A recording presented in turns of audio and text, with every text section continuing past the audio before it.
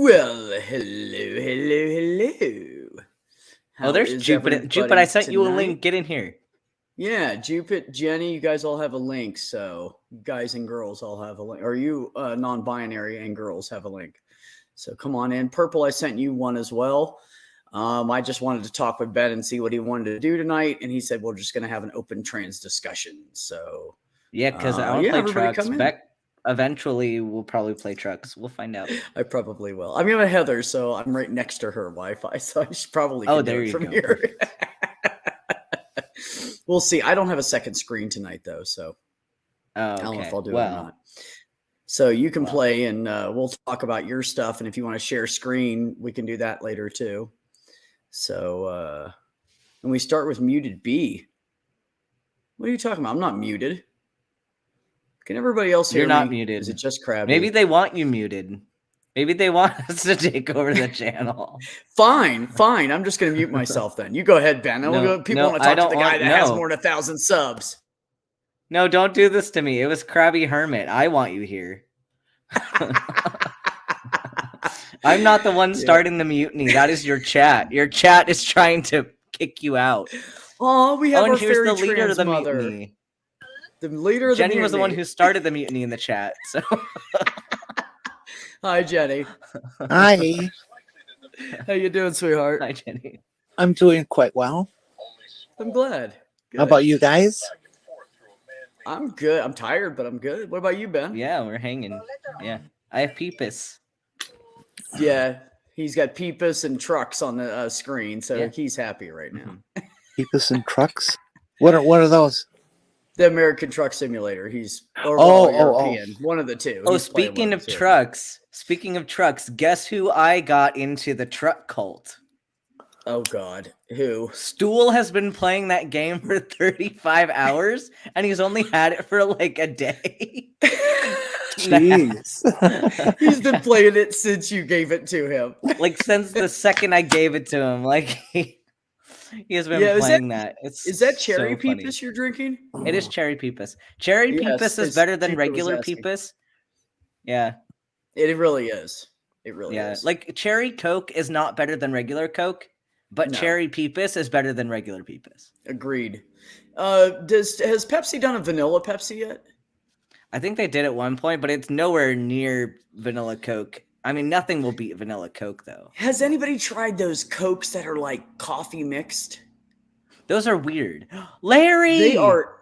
Larry! Oh, Larry! We both tried to add you at the same time. We got excited. Larry! I live! Larry the Lobster's joining us today. Hi, Larry. How you feeling, buddy? Just for people that don't know, Larry was sick for a while. That's why he hasn't been here. So. That's why we're excited. I have returned from the Valley of the Shadow of Death. Because I have the worst. But do you fear no evil? No, I fear lots of evil. There is so much evil. But no, I had this really funky flu, and the worst part about it was I had like the body aches and chills and fever and all that, but the worst part about it was I had vertigo so bad that I couldn't stand up for like 4 days. Dang. Oh crap, man. Yeah. Yeah. Your statement is heresy. You got it from an illness? Yeah. Oh. I was so nauseous and dizzy, and like I was like so dizzy that I had split vision.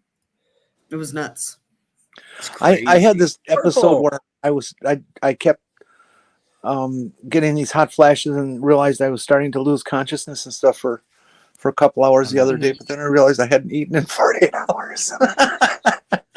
Yeah. Damn it, Jenny. I wonder why you were losing consciousness. You need to eat that. Well, and like And part of it was just because I was so badly dehydrated because I couldn't keep anything down, not even water. Okay, hold on. Pee is not sterile, Jupit. I talked about this in my video. If you would have watched the urine video, is you not would know sterile. that, Jupit. It's not. Jenny needs a sloth. The problem with drinking pee is this. Your body has already processed stuff, and then you're making it reprocess the same shit. And It's like so everything pure, that you're pure toxin. Yeah, but it it's like cures eating your COVID. poop. It's no, Yeah, it cures COVID. Jenny, it apparently. doesn't cure COVID. Disclaimer. I don't know why people don't get the concept that pee is the stuff your body was trying to get rid of. Yeah. Yes. No, It's but like eating your own like, shit.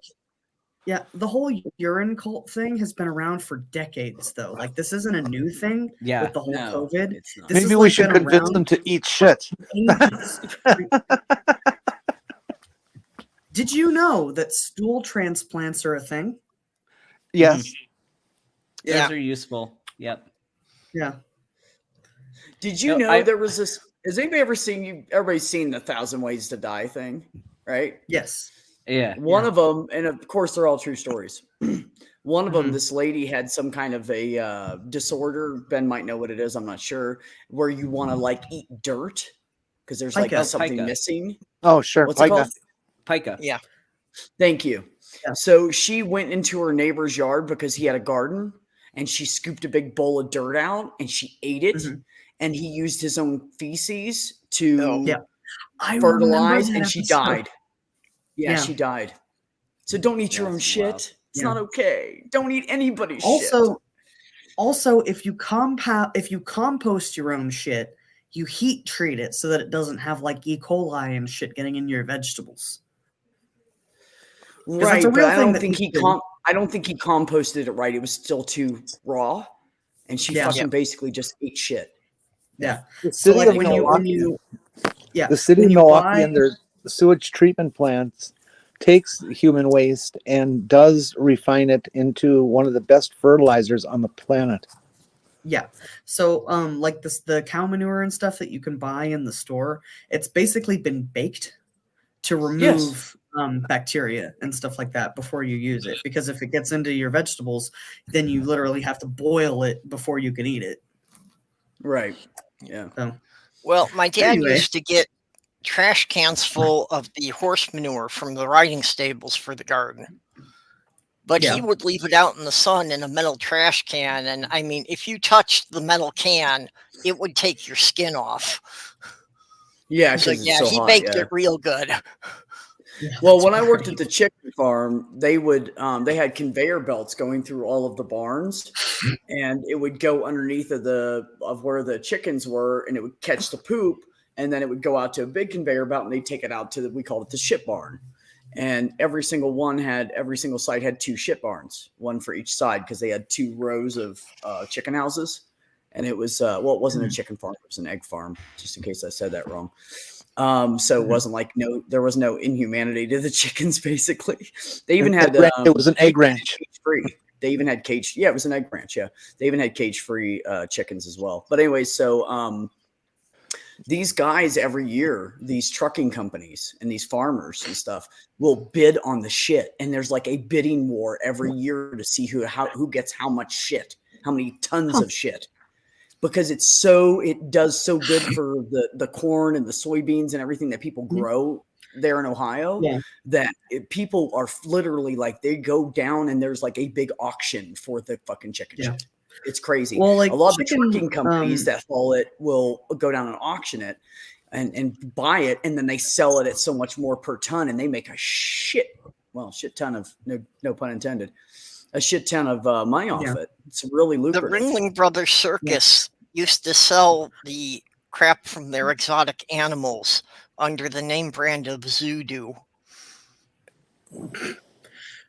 Well, like chicken feces in particular is like really high nitrogen, isn't it?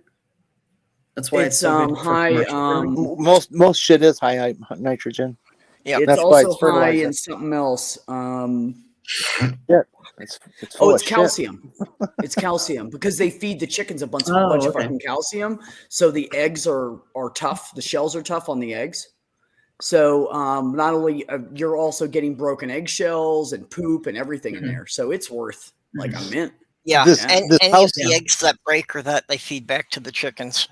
This house I No, bought, they don't do that there, but they do throw them into the manure. This you're house I getting those bought eggs. many years ago used to have a pigeon hutch in the backyard, and it was there for decades, I guess. And it had been removed about 30 years before I moved in. And the area of grass where the pigeon coop was still greener, thicker, and grew faster than everything else in the yard. It was amazing. Just when I from was the with pigeon my shit. when I was with my ex Jen, she wanted to have chickens, but we didn't want to have just a chicken coop. So she said, "Hey, I found these movable chicken coops online." So I built her one. I just looked at it online. I built her one. And so we bought fencing and some of those like little fence posts. I know purple, know what I mean? The green ones that you just stick in the ground and knock them in with a hammer. And they have the little pointy end on it for fence posts. Anyway, so I bought her the chicken wire, and I bought her the fence posts, and I built her the movable chicken coop. Every time you could see where we moved it around the yard by the time we moved, because the grass was so green and lush right there. It was like amazing. Like the deer would come down and try to eat the grass left over from where the chicken poop was, because it was so green and nice. Hey, my dick's in the chat. The only dick allowed. That's right. He is my only dick right now. Pretty soon I'm gonna have two, him and another one. So anyways, so seriously though, yeah, we were talking some shit. Nels, it's good to see you. I haven't seen you in forever. I'm glad you're doing good. Dick, good to see you here. So anybody have anything on their minds they want to talk about that's trans stuff? I have people in here that haven't been in for a while, so I figured. Yeah, I have something. Does Phoebe want in? Oh, Phoebe, do you want in? I forgot about Phoebe. I didn't think she'd be awake this late. I didn't think she'd be awake either. I have something to report. Go for it. I just got back from spending a weekend with a whole house full of trans men. You fuckers are really weird. That's all I can say. We are pretty fucking weird. That's all. That's my report. You know what I saw recently? Because Heather and her daughter love to watch Queer Eye. You know, it used to be Queer Eye for the straight guy. Now it's just Queer Eye. And they have two different trans guys on there that they came by and like fixed their style and cut their hair and redid their place and everything. And one of them starts out with him going through top surgery.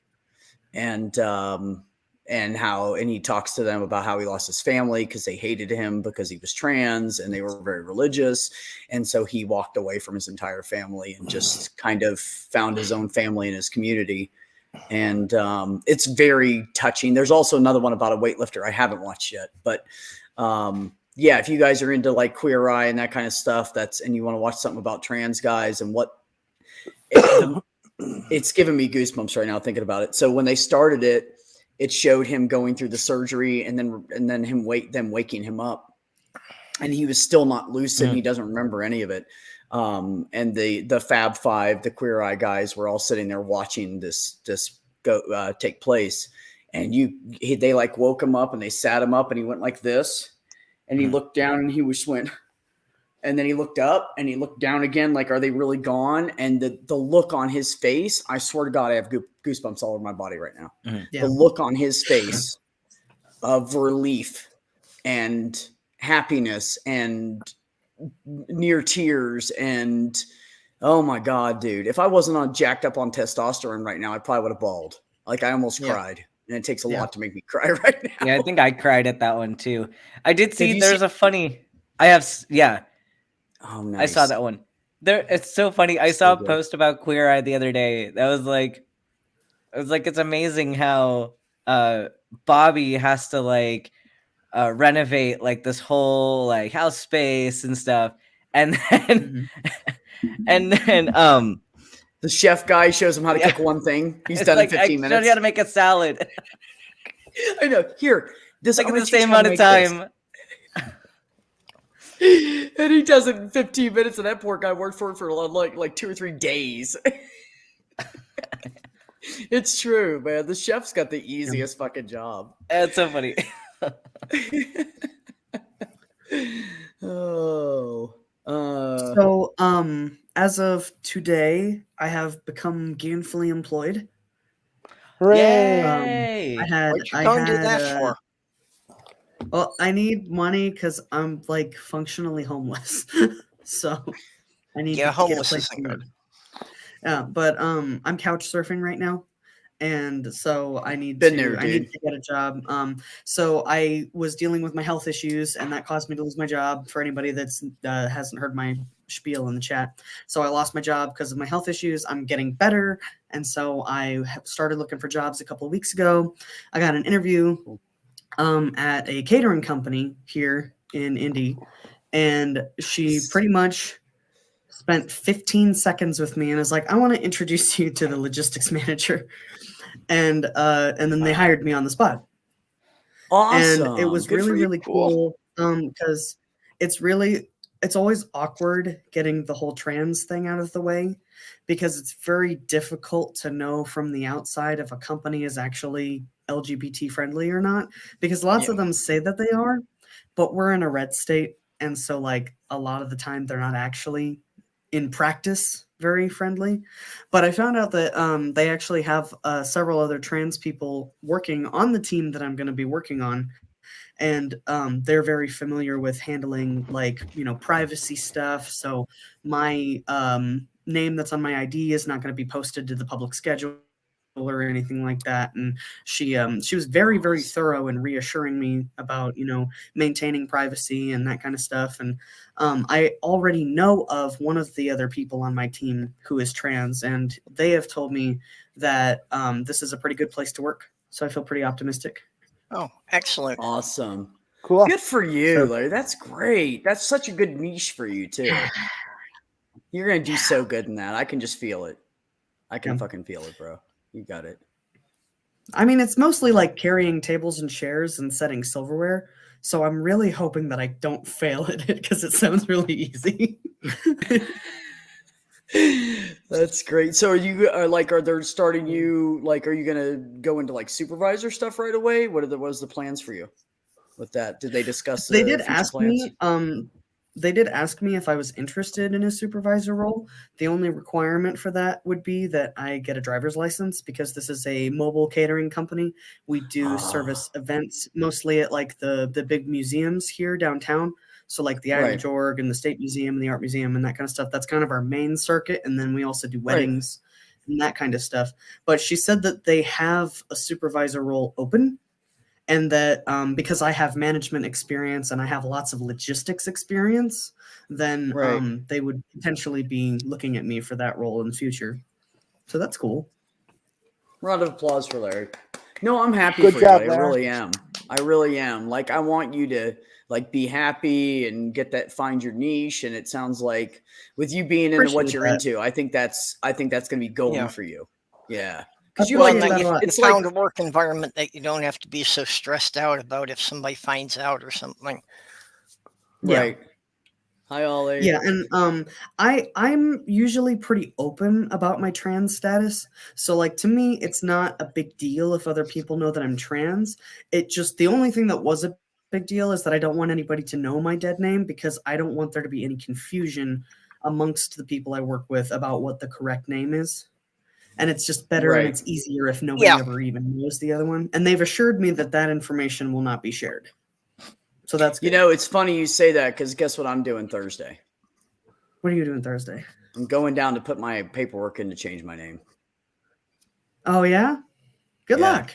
In New Mexico, you don't have to do everything that you have to do in other states to change your name. Yeah. Like I don't have to, you don't have to have a therapist note. You don't have to have surgery first. A lot of places do that. I know that guy on Queer Eye, he was in Georgia, I think Savannah, Georgia, and they made him have top surgery first. So he was walking around. He's 3 years. I thought you had to get your name changed in the state of your birth. No. It's wherever you hold your license, wherever you reside. Wherever you're a legal resident. That's like, really. And now you're talking about birth certificate stuff. I don't know about that yet. Like that you have gender to do marker, that's a whole new ball of wax, because I would have to send in paperwork to Virginia for that, because that's where I was born. Changing your birth certificate has to be from the state that issued it. Right. Now, in most cases, though, in most states, you do not have to update your birth certificate to be able to update your ID. Yep. Right. So, you have to. That's not required. Yeah, well, I've already shown my birth certificate and everything, so I don't have to do that. They already have me in the system, right? It's just a matter of them letting me change my name. And there's like 4 different paperwork forms I have to do. I had to get a copy of, well, I did it. Of course, I printed it all off at work and filled it out because, free printer, copied off my license and stuff. And then it's $132 to start it. And then once they approve the first part of it, it's going to be another like $130 or something like that altogether. So, I mean, but I don't care. I don't care if it's $500. I'll fucking pay it. The part for me that was the worst was the Social Security card, because I had to get my Social Security card changed before my license could get changed. And this was like in the middle of the COVID shutdown. So you couldn't go in person to a Social Security office. They wanted you to mail in your documents, including your driver's license. But the problem was, like, they basically want you to drive around without a license because they're sending in your license. So like, that's the problem that we had. Yeah. Sorry, but we had that exact same problem here where we could not get an in-person appointment to save our souls. And that was part of what caused our housing situation, is that we were looking for a new apartment, can't get a new apartment without a Social Security card, can't get a Social Security card because the government is fucked. Yeah. But no, Mac, go ahead. I'm sorry. Oh, no, you go ahead. Mac said, wouldn't it cause problems? Honestly, Mac, I don't know what happens with the birth certificate part of it. I never dug into that deep, honestly. So I don't know when that's all done, if they give me paperwork to change my birth. I'm not sure. I honestly do not know how that's that a works. separate process. I know the gender marker is a separate process for sure. Oh, it is? It's when a whole you get separate a name change, you'll get like an official court document that will be, what's the thing? Notarized viable. Yeah. So then I could probably just get a copy of it notarized and send it to Virginia. Because anytime you have to show an ID that doesn't match your name, you're going to need to show that with it. Oh, absolutely. Absolutely. I plan on keeping a copy, because what I want to do is I want to make 2 copies of it and get them notarized as being copies. Because if you do that, it's still a legal document. Yep. And then I'm going to keep one in my file at home. And then I want to keep one in my vehicle, and then I'm going to send the other one off to wherever I need to, Virginia, to the Commonwealth and shit, to see if I can get that taken care of. Hey, B, this is when it comes to your driver's license, try this. Go and change it in person. Have your papers with you, so that you can show the name change and stuff. And then as they're filling out their paperwork to do it, just point to them and say, "Oh, you forgot to you should have written M there." Yeah, and see if it works. And see if it works. I'll try it. In Indiana, that's when basically how it works. When I got my license, I happened to know the woman who was behind the counter. We were friends, and I also knew the supervisor who was there that day. Now this is back in like 1980, right? And her name was Dorothy, and so I'm changing the name and everything. I said, Dorothy, could you just put down F in that slot? And she said, yeah, sure, okay. And she did, and it stuck. That's great. Funny you say that, because I had so much trouble changing my truck from Ohio to New Mexico, and I had to keep going in the DMV. I was basically chasing my title between the bank and 3 different MVD, they call them MVD here, Motor Vehicle Department locations. So I kept going into this one, and they would go back and check, and then they would dig on the system. No, we haven't received it back yet. And they still have it. And so I kept going in and making appointments. So there's one lady who works all the way at the right-hand desk, and she deals with that shit. And the supervisor, they know me. So, I mean, they have seen me so much that when I walk up, they go, "Hey, how you been?" Well, give it a shot. Yeah, so I mean, I'll go there. I'll try it. Fuck it. I'm not scared to try it. So here's a question from Mage Gray Wolf. Someone doesn't personally recognize you as the gender you identify as, but is willing to call you by your preferred pronoun and treat you how you want to be treated. Is that enough? But by doing that, aren't they recognizing your gender identity? Yeah, I don't quite understand the question. I think I know. I'll address this because I had somebody I had to block over this debate. There's somebody that was called out by Oz, and I'm really happy that Oz did this, because there's this Christian who showed up in a Discord after show chat and basically gave that argument, and then said, like, would you like still call me transphobic, or would you still call me hateful if I respected you, but then made it clear to you that I disagreed with your lifestyle? He said, and I simply said, like, I would not be friends with you. Like, you can say whatever you want, but like at the end of the day, number one, I'm not obligated to be friends with anybody. I can be friends with whoever I want to be friends with. Like, and if they want to be friends with me, but like, it doesn't matter how nice you come across. I do not have to be friends with anybody ever. But if you are going to try to be friends with somebody and then not listen to them about who they know themselves to be, like, if you're going to be so arrogant to think that you know somebody better than themselves and then insist that and just like play this fake, like, oh, I'm respecting you, but not actually respecting them, like, that's fake bullshit. Nobody wants friends like that. And it's awful of you to think that like you are the one being discriminated against because somebody refuses to be friends with you over you not respecting their identity. Like, me not being friends with you is not discrimination against someone's beliefs. Like, it's me setting a boundary for my own mental health and for my own life. Boundaries are not discrimination in your own personal life. And this guy went on to say, like, he called me a fascist in the Discord. Like, so he starts harassing me in my private DMs on Discord. I tell him I'm done with this conversation. I ended up blocking him because he called me a fascist. He said it's a fascist line of thinking to like basically that you wouldn't be friends with somebody over that. Like, that's not fascism. He's also proving that he doesn't have any clue what the word fascist means. He has no clue. Yeah, he has no clue, and he just like he wants to be everyone's favorite person without putting any work into a relationship or without doing anything like on his own. Like, he's not putting in the work to be a good person. He's starting up drama and expecting people to just like deal with the fact that he has very hateful views of people. Like, that's not gonna fly, dude. It's not.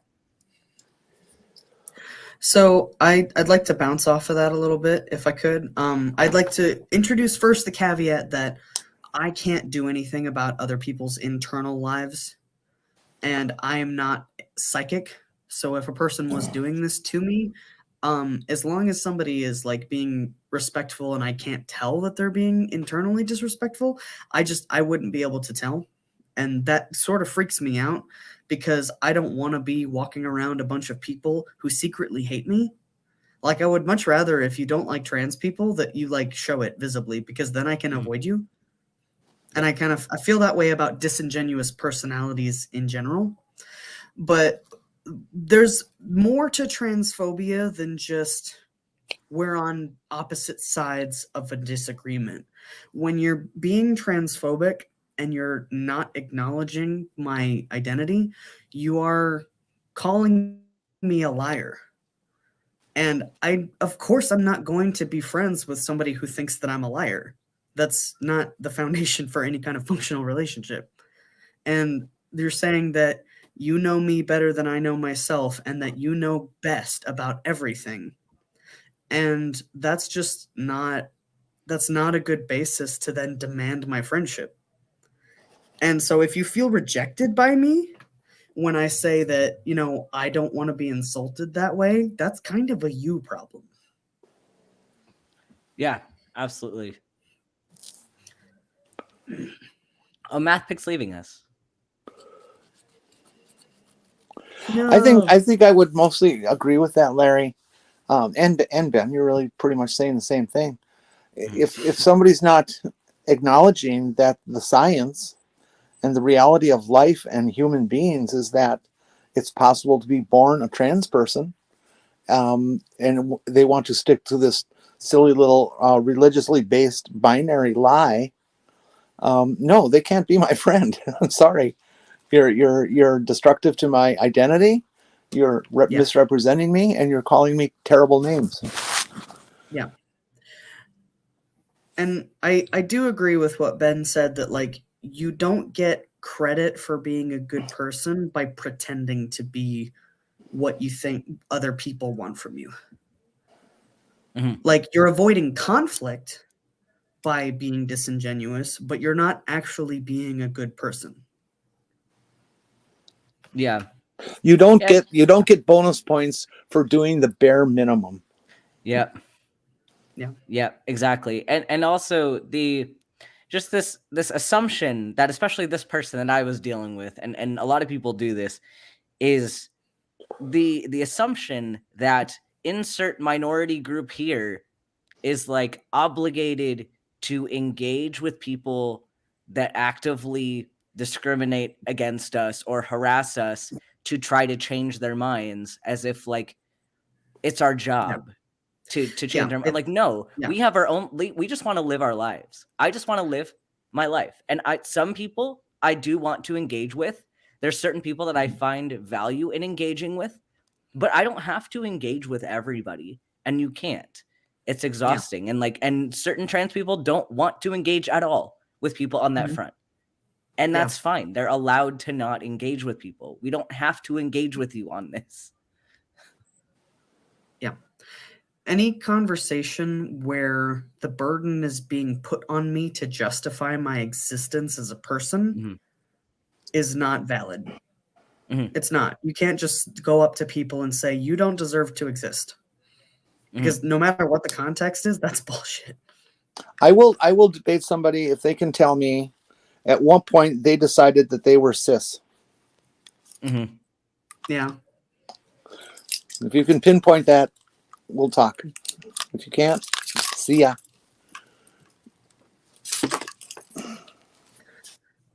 Yeah. Yeah, exactly. But you're right. It is really, really exhausting to feel like you have to constantly stick up for yourself against all people in all situations. You don't ever get to just exist in a neutral state. Yeah. And people don't understand that, like, it's not just that some conversations are unpleasant or that some interactions are unpleasant. It's living with the daily, unending stress of worrying that your quality of life is going to be taken away. And there is immediate examples of that happening every day. We just had in Florida today, they just passed a Don't Say Gay bill, which makes it illegal to talk about LGBT stuff in school.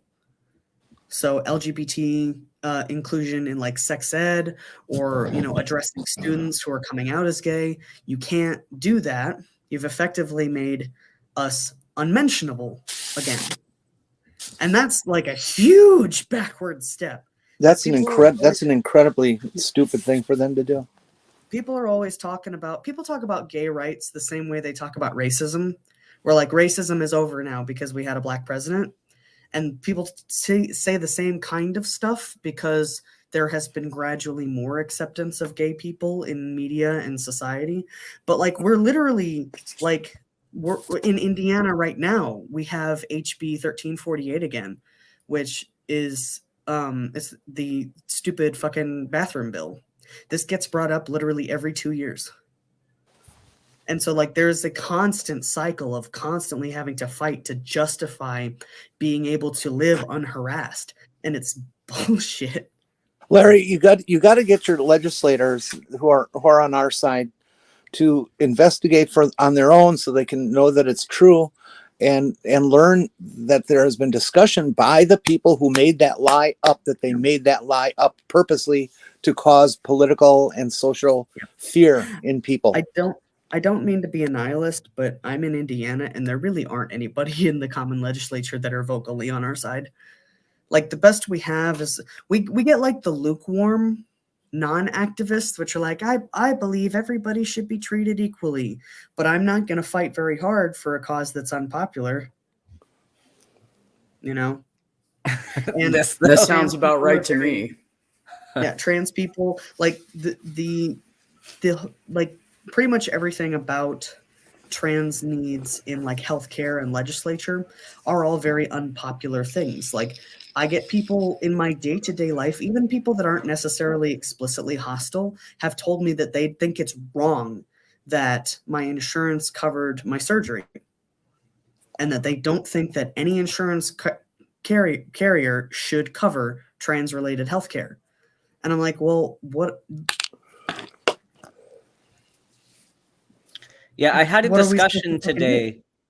I had a discussion today with the other students on my psych rotation, because there's a lot of like outdated information still floating around, even within the medical sphere, of people not being up to date on what is required for transgender healthcare, and like this outdated idea that you need to have a diagnosis of like gender identity disorder, which is an outdated term.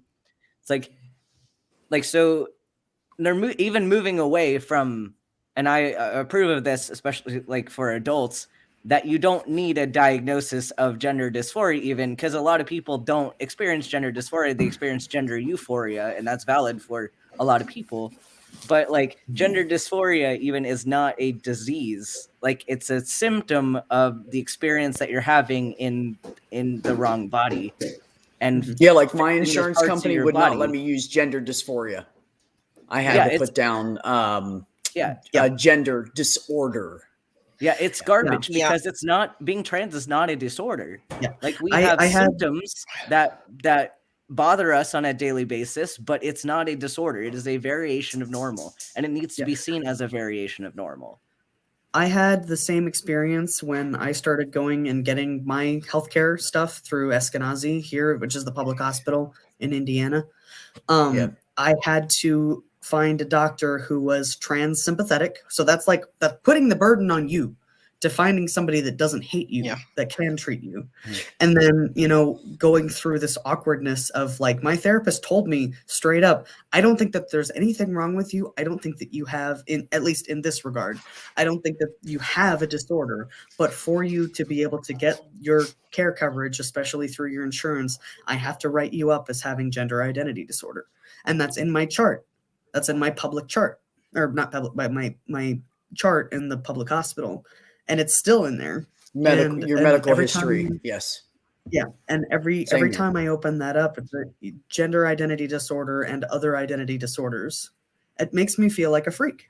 And I'm not. I actually did not realize that some of the things I was having were gender dysphoria until I was in therapy for it. Yeah. And that's not an unusual experience, Perp.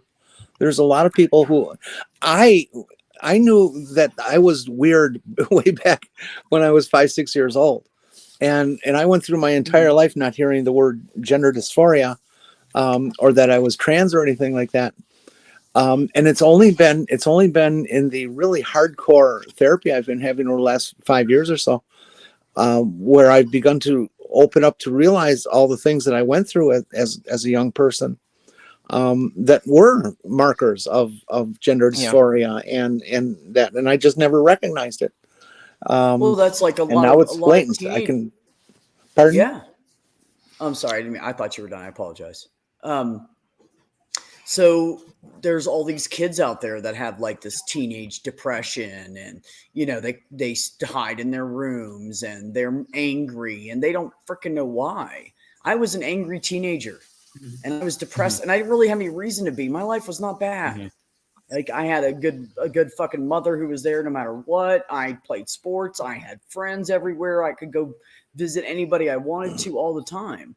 And I never understood what it was. I didn't even know what it was until I was in my fucking late 30s and went, oh shit. Like I went to therapy. They didn't help me figure it out. I figured it out on my own, just analyzing myself, because I started analyzing myself because I was going to therapy. But yeah, it's crazy what it does to you. I was fucking angry all the time. I constantly wore guys' clothes. People picked on me about it. Like I just couldn't fucking win, you know? Mm-hmm. So, yeah, I mean, there's a lot of mental health issues that go with that, and people just don't realize it. And like Purple and Ben and everybody else has said 500 times, I will repeat it. If you have any kind of fucking issues, pretty much everybody, you should have a damn therapist. Everybody needs a therapist. We live in a pandemic full of fucking hate and Christian fucking rules, and none of us have any rights unless we walk that fucking line with them. And if you ever wake up and go, man, I'm having a shitty day, you probably need a therapist. Just go get one. Yeah. see, going along with what Larry was saying, see, it's not the fact that I'm trans that means I have issues. It's just the fact that I'm an asshole that means that I have issues. Well, I had about 3 decades of people telling me that I couldn't really be trans if I didn't want to hack off my penis. Yeah. People love their binaries. They really do. Yeah. You have to be this or that. You can't be anything in between.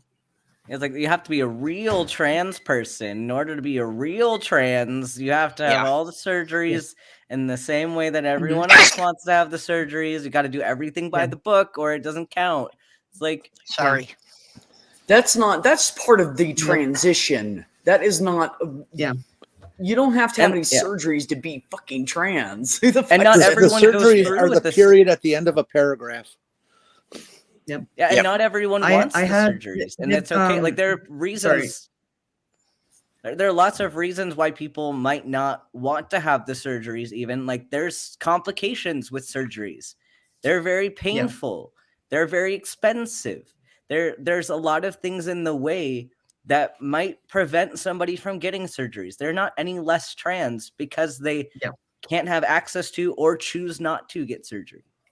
Yeah. So it's I'm sorry, go ahead. I got to get in there at some point here. Go ahead. You go ahead, Jenny. It wasn't important. Well, it's kind of the theme of what we're discussing, and I just want to bring up a caveat, and I'm not trying to take sides with this comment, but it's something that I think we all need to think about as trans people. We all talk about, wanting to have insurance coverage and very mad at our insurance companies when they don't and think they're bigots and all this kind of junk, and they probably are. But part of insurance to do its job is to have a diagnosis. And if it doesn't have their little words to code and to get it into the system, they won't give you any coverage. If it's not a disorder, they're not going to cover somebody who has a thing. That's the problem, though, that insurance shouldn't be the ones making these medical decisions. But they are. They are, and they absolutely shouldn't be. That's the heart of this. Right. Is that they're the ones making medical decisions. But at this point, we don't have a choice but to fall down into their tiny little narrow little categories of foolish information. We still have to do it.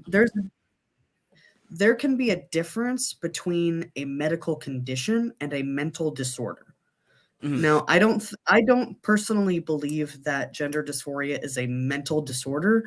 I think that it's a neurological. It's not. It was taken out of that classification. Yep. But so like something can be like if you it's insulting for it to be called a mental disorder, but I don't think it's insulting to consider it a medical fact. It is a medical fact that I am trans and I need certain health care in order to have my optimum wellness. Right. To say that I'm DSM-3 called it a mental disorder, emotional damage and all that kind of stuff. DSM-4 and on does not. Yeah. It was changed. Yeah. Because of the insurance companies, I'm actually having to find a new therapist again. Really? Because they were constantly giving me problems about not wanting to deal with the billing from that therapist. Yeah.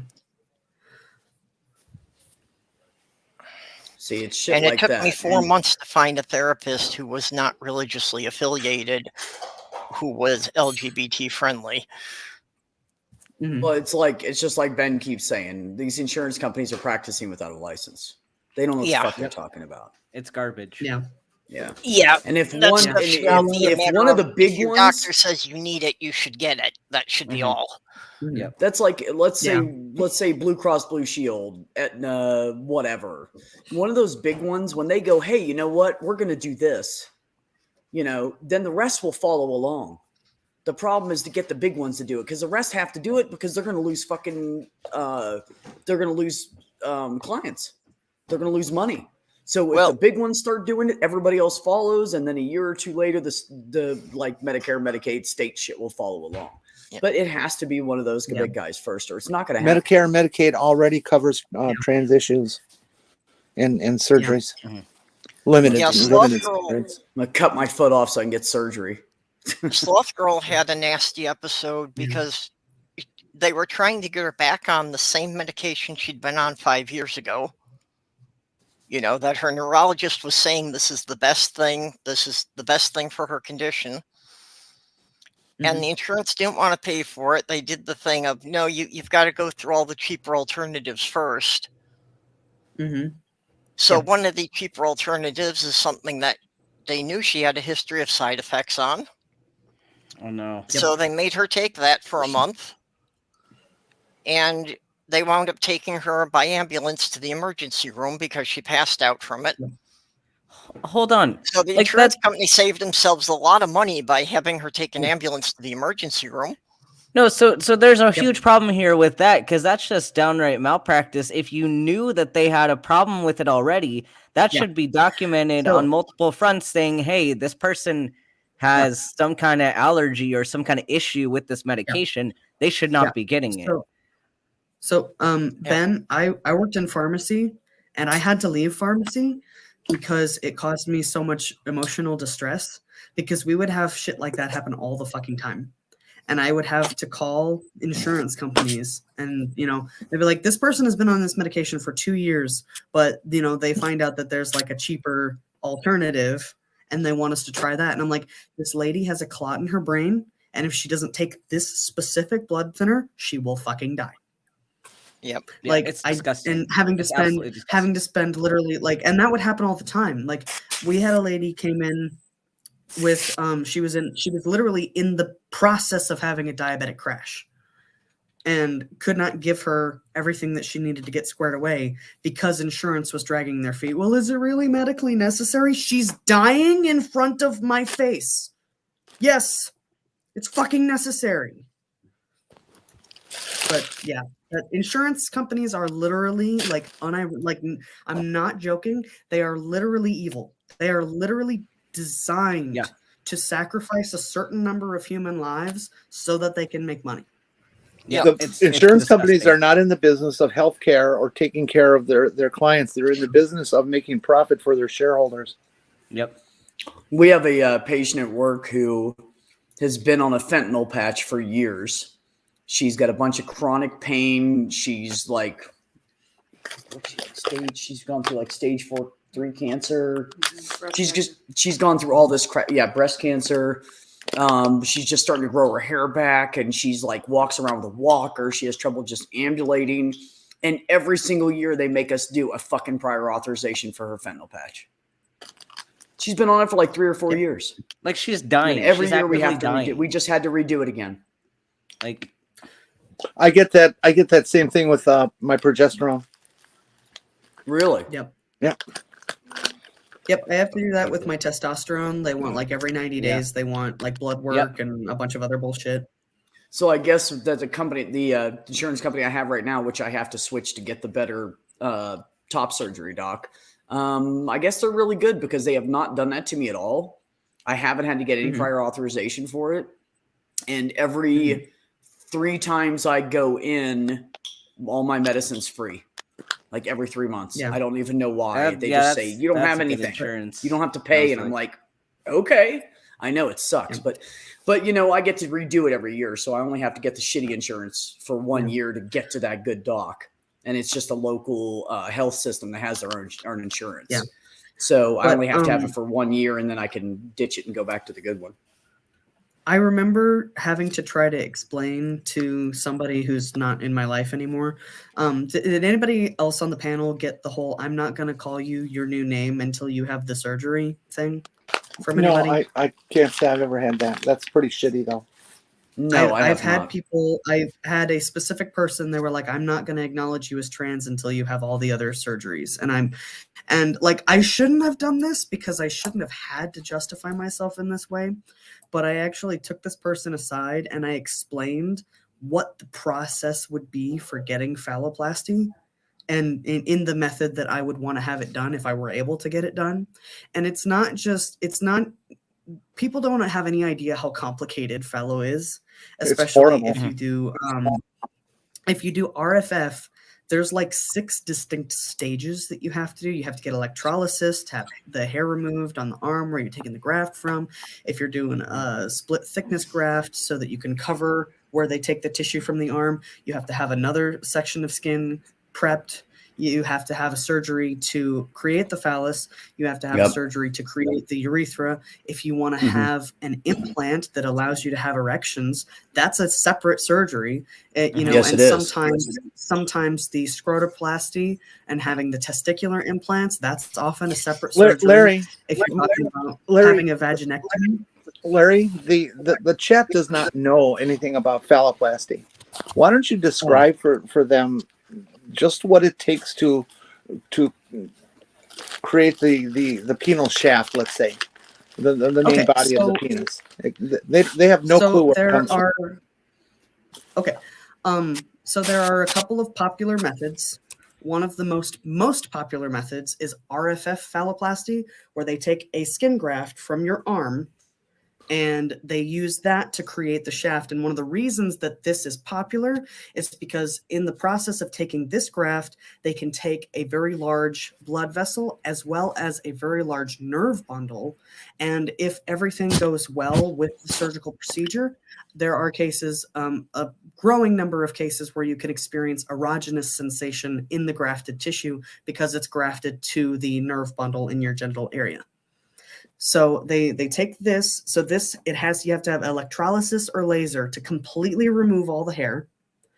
And then if you're having a urethra created, they can take that tissue from several places. Sometimes they take that from the vaginal canal. In certain cases, if that's not possible or undesirable for whatever reason, they can take what's known as a buccal graft, which is from the inside of your mouth, because that's a similar kind of tissue. It's a mucous membrane. So when doing the first stage, you have this graft removed, and then it is grafted to the genital area. The urethra creation can be done at the same time sometimes, but sometimes it is done as a separate procedure.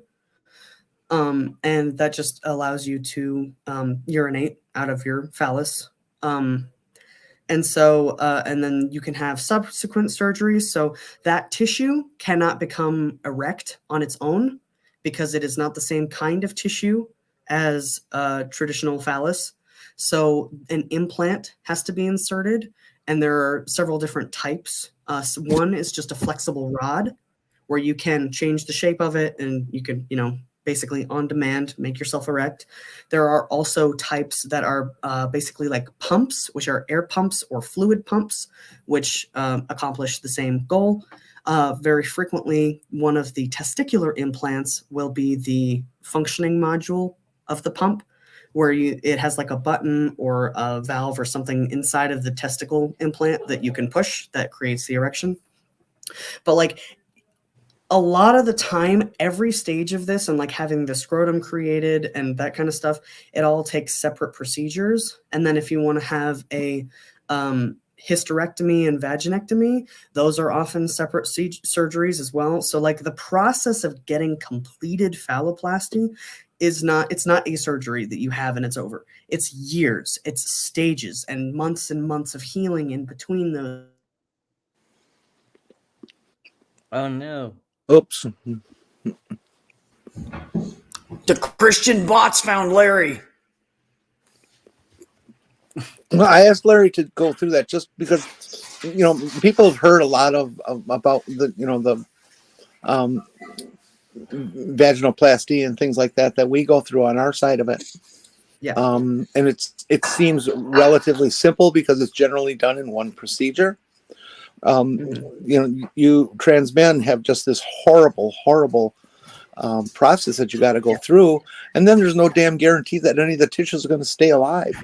Yeah. And so instances of like penile death after graft are much lower than people fear. But the point of all of that is that the process from getting to starting to having a completed phallus it's literally years. It takes 2 to 4 years. And that's if you get all of your approvals and your insurance cooperates and you get your appointments when you're supposed to have them and you is this all not to like judge what you're saying, I'm not trying to do that, but is this all like recent information or a year ago or what? That's the most up-to-date information. Yeah. Okay. Don't get the nuts. They are a real pain at times. Ha ha ha. Ox. Yeah. But so my point of that is not to discourage anybody from pursuing that route, because the tech has become very sophisticated and end results are getting better and better all the time. And especially with regards to sexual function. So like for a lot of people, even with all that, it's still very, very worth it. It's just that people don't understand when they're talking about us having surgeries, how much goes into it. And if we're talking about doing everything, having top surgery and bottom surgery and getting, facial alteration, if that's something that you feel like you have to do, and just keeping on your hormones the entire time that you're doing that, like people make it seem like it's easy and frivolous, and it's not. It is an investment in time, in mental energy, in money. It's very, very serious. Yeah, we on this side of the fence don't do what we do, so we can go dress in women's clothes and harass women in the bathroom. It's just not real. There are way easier ways to harass somebody in the bathroom. Yeah, no kidding, and lots of different places too. It's such bullshit. So retention of the ability to orgasm is very standard now with most kinds of fallow. There are a couple of different techniques that they use. One is called burial, and one is it's unburied, which basically means they either graft the new penis over the site where the clitoris is, or the clitoris can be left uncovered, and that way it can still be externally stimulated. From what I understand, because I haven't had this surgery, lots of people who have RFF fallow can experience erogenous sensation in the penis, but I don't know if orgasm is possible just from stimulating the new phallus. That is something I do not know. On the other side of it, just from the testosterone blockers, it has made it far more difficult for me, a great loss of sensitivity, and far more difficult to reach orgasm than it used to be. Yeah, I've heard that. I'll second that motion. Wait, what motion are we seconding? What did you say? Oh, you said you'll second that motion. Okay. Mm-hmm. What Purple said. Oh. I would say that being on testosterone has made orgasms more intense, but they are weirdly like harder mechanically, if that makes any sense. Mm-hmm. Yeah. Yeah. I agree with that. I find it really interesting that whether you're talking about our side of the fence or your side of the fence, when you get onto the proper hormones that you were meant to have, it feels more intense afterwards. It feels better afterwards. Oh yeah. It's just interesting that we each describe the same thing when we're going in different directions.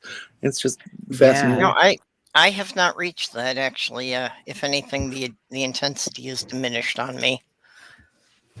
But then again, I'm kind of in the process, so who knows what's going to happen 6 months from now. I can only speak for myself, but my intensity didn't change until after bottom surgery.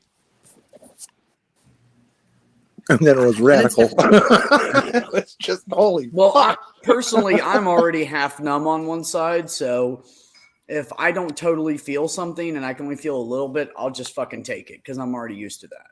That's been since I was 14 years old. My brother kicked me between the fucking legs and destroyed the nerves on the right side of my genitalia area.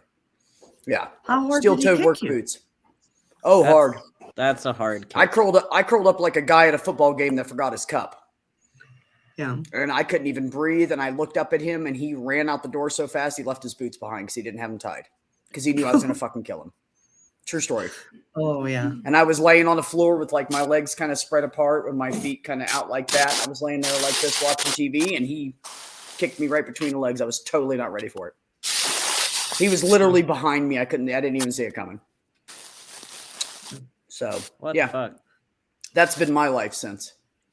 So, yeah, if I can feel anything at all, I'll fucking take it. I mean, what's the difference? Really?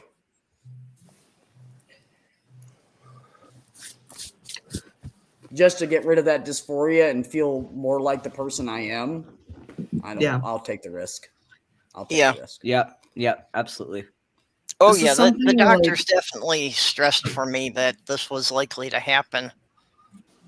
You know, that the diminished sex drive and the reduced sensitivity and all that. So, yeah, you know, this isn't any surprise. It's just something I need to adjust to. But, yeah, I'm getting something more important out of the change. That's why a lot of trans women really want to be on their progesterone because it brings back the sex drive in a big way. I'm waiting for that's something that I find really interesting, how much of a fight it seems to be to get progesterone as a trans woman, because it seems like a very, very like measurable in the community how much difference that does make. So I wonder if why would that be a thing when straight women can get it in 2 seconds? Well, yeah. I mean, obviously, like that transphobia aside. Larry, I'm sorry. I missed the first part of your sentence. Could you repeat that, please? I was wondering why it's so hard for trans women to get progesterone, because I've heard other people say that they've had trouble getting their doctor to prescribe there was a time when we first started with all this stuff. They were using synthetic progesterones, and they did their job, but they also had a much higher potential for various bad reactions like heart issues and cancer issues and liver issues and things like that. Nowadays, people are using natural or bioidentical progesterone compounds, and most of those problems go away. But most of the medical teams have just not updated their knowledge, and so they give people a hard time getting the progesterone. Well, there's a lot of debate about the bioidentical, because there's also a lot of data that says there's really not much difference because it's the same compound. It's just where you source it. So yeah, there's a lot with that. But I think there's also just probably not enough study in medicine in general about how cis women orgasm, and just not enough data about women's sexual health, because I feel like that's something that doesn't get paid attention to either with cis women. You are correct. So yeah. That's definitely an issue. Just that the amount that doctors get about women's health specifically is very lacking. Yeah. Yep. So Aunt Jer is asking a question about if you were the way I'm reading this, and forgive me if I'm incorrect, but if you were having a sexual relationship with someone who is trans, how to avoid giving them dysphoria during sex. And that's going to be very, very, very individualistic. So for a lot of people, using different language is important when talking about genitals and stuff like that. Different use of role playing and sex toys and all that kind of stuff. It's all very, very specific to the individual.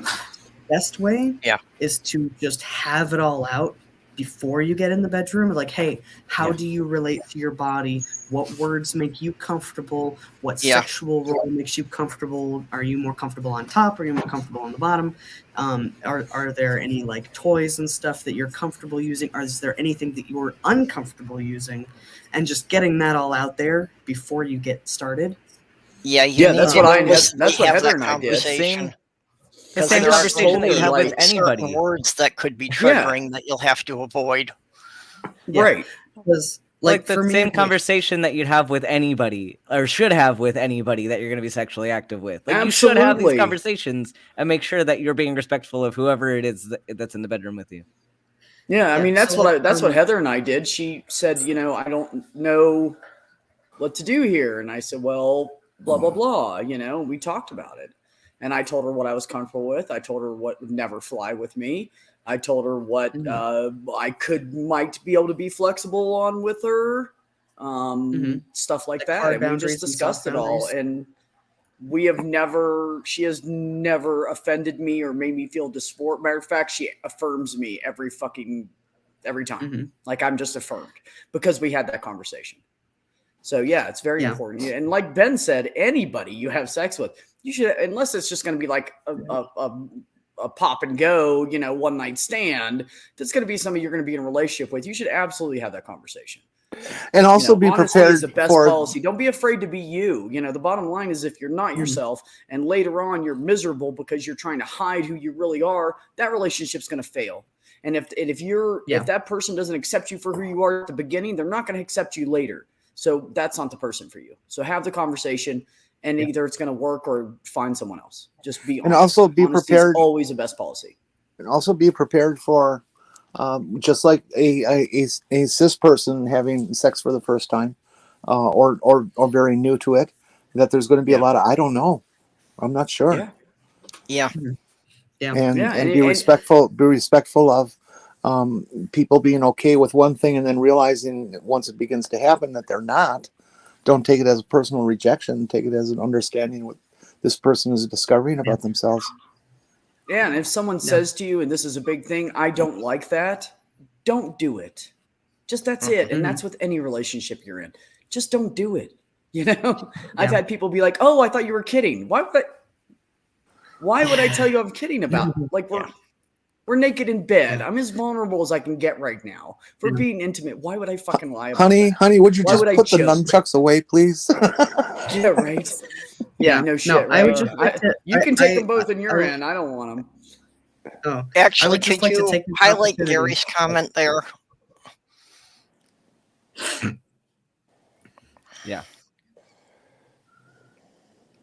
Yeah, I think this is very true. Yeah, that for any relationship. Informed consent is mandatory. But no, I just want to take this opportunity since we're on this topic. Life is hard when you're a top and you don't have a dick. And so like my husband graciously has worked with me on finding ways around that. And that's a lot of experiences, especially with trans people who date non-trans people. It's just finding ways to work with it however you can. Dave is absolutely correct. And this goes back into just the standard cis heterosexuality too. That if you're not talking with your partner about what is good, what is not, what you like, what you don't, the sex is never going to be completely gratifying. It's going to stonewall at some or plateau at some point and just be this vanilla thing that you do on a routine basis in a routine way. Sex can be a lot more creative than people maybe think right off the top and off the top. I'm sorry, off the top, I guess, and realize that everything that people do that is not just a missionary position isn't kink. It's just just different. Yeah. Well, and on the other side of that too, you need to tell your partner what you like and what you want. Because I have been in enough relationships where they assumed I knew what I wanted, and then got upset that I never got there. And it's like, I had no idea that's where we wanted to go. Yeah. Exactly. Let me unmute. Sorry, I didn't want to I'm eating tacos, so I don't want to be loud. Thank you for that, Gary. And for anybody that can't see it, Gary Priestley said, each and every one of you are such great role models. And I'm going to tell you, Jenny and then Purple and Ben. I mean, they were the ones that made me go, fuck it, I can do this. I'm going to be me. Fuck it. So yeah, I will always hold these three people in high esteem because of that. Yep. Well, Jenny and Diana were big role models for me to get me to believe that it's still possible at my age. Mm-hmm. Well, Purple, you were one of the last people that just pushed me that last step I needed, because I was like, oh, I'm old. Why bother? And then Purple's like, fuck it, I'm doing it. And I'm like, I love you. That's it. I'm doing it too. Fuck it. Over my years, I have talked with many people who were questioning gender and things. And, if you happen to be out there in the chat and you feel like you have some questions, get a hold of me. I'll be more than happy to talk. I certainly understand confidentiality and assure you that nothing goes beyond our words to each other. Well, and I can guarantee you guys, I'm sorry, Purple, let me say this real quick.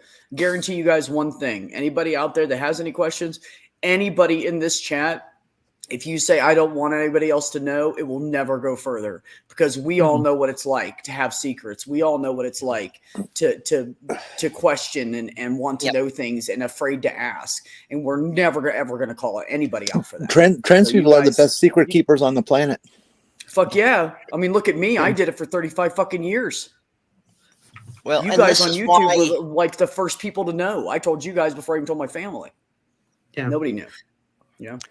This is why I want to be out there, and I want to, be as open about the whole process as possible, because I know there's a lot of people that for various reasons can't be open about it.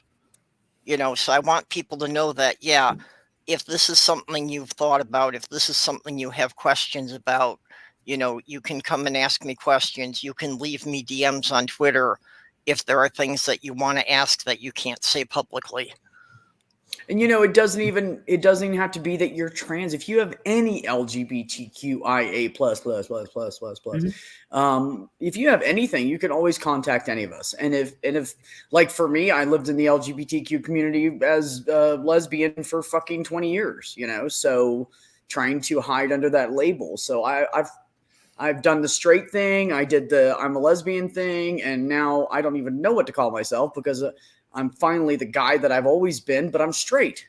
So I don't know where the fuck I fall anymore. I'm somewhere in the gray area, floating in your case, you're just weird. Ethernet. Huh? In your case, you're just weird.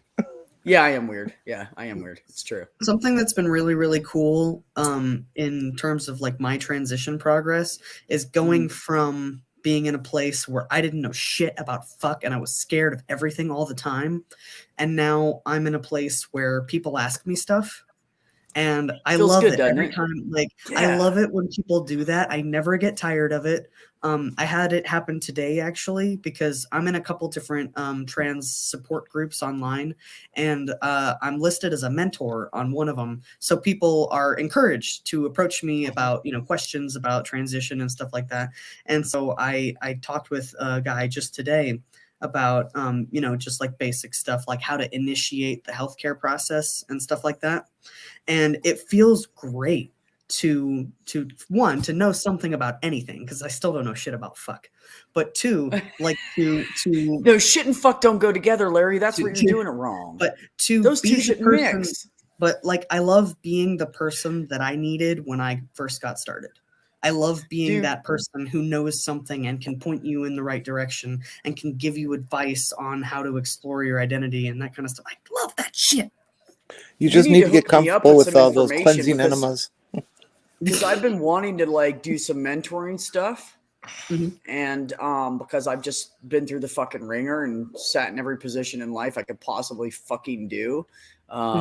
So I've been wanting to do it. So if you could hook me up with some information and get me going. I would love to help people, man. The Facebook group that I'm on, it's called FTM Brotherhood, and I think you need an invite. So send me a message on Twitter just to remind me, and then I can send you the link, I think, for that. But then the other one is an in-person group here that you have to be in person to attend. But but it's a great group. Like, that's one of the nice things about being in the city, is that there's a lot of queer support out here. Yeah. I wouldn't have made it without it. Well, I'm still at an early stage here. There's still a lot of the stuff I don't know, but if people ask me something, I know there's a bunch of people here that I can ask. I can get an answer for you from someone else if I don't have it. Mm-hmm. Guess who gets to up his testosterone again? Nice, man. What are you going I got my lab results back just now. Are you at like 70 or 80 or what? What? For the dosage? What's a typical dose? Well, they usually start you out at 60. They started me at 0.3 milliliters. 0.3. Now I went up to 0.35 before. Now I'm at 0.4. So I've been at 0.3 for 2 years. Yeah, a year from now, Ben's going to be all bulked up and looking like a football player. Oh yeah.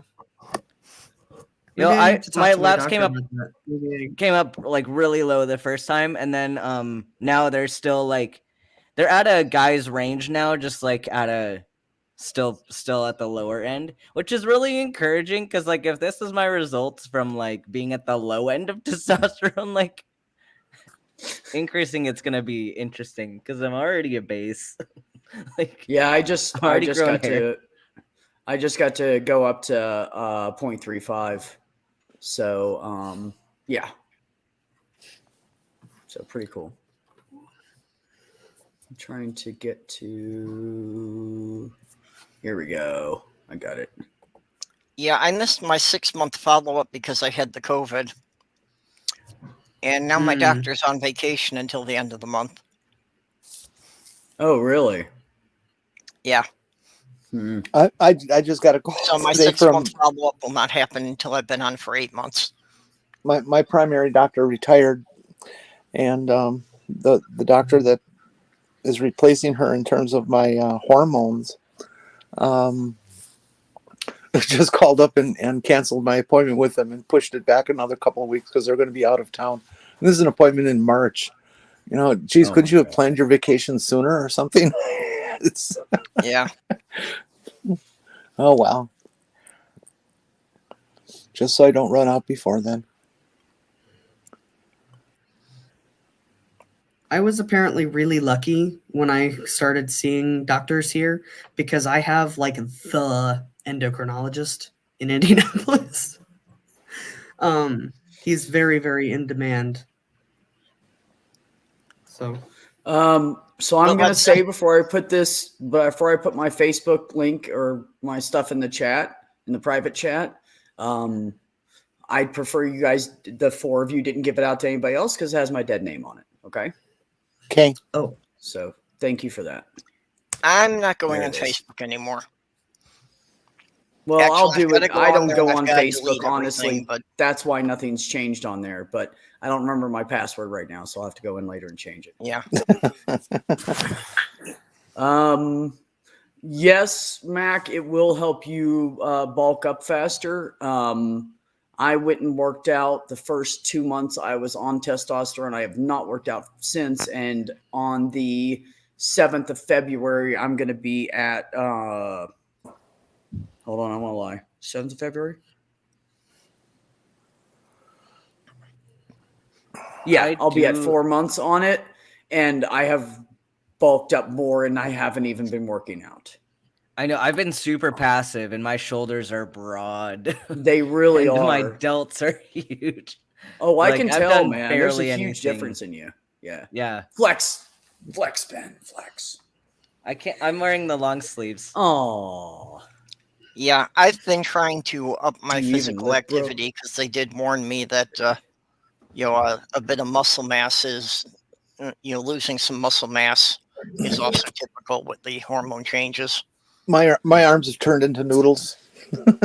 Tubi, and I can honestly say that Ben and I could probably sing that right now. Swing low, sweet cherry. When I get up in the morning, I'm like a pretty deep bass. Oh, dude, at night when I'm tired and when I first get up, my voice is crazy fucking deep. Yeah. That's my unironic transition goal, is I want to be able to sing the low note in 21st Century Cure, because I'm a big fucking nerd. Also, Mac, I will say on the reverse side of that, people like Jenny and Purple who take estrogen and are knocking down the testosterone in their bodies are becoming weaker.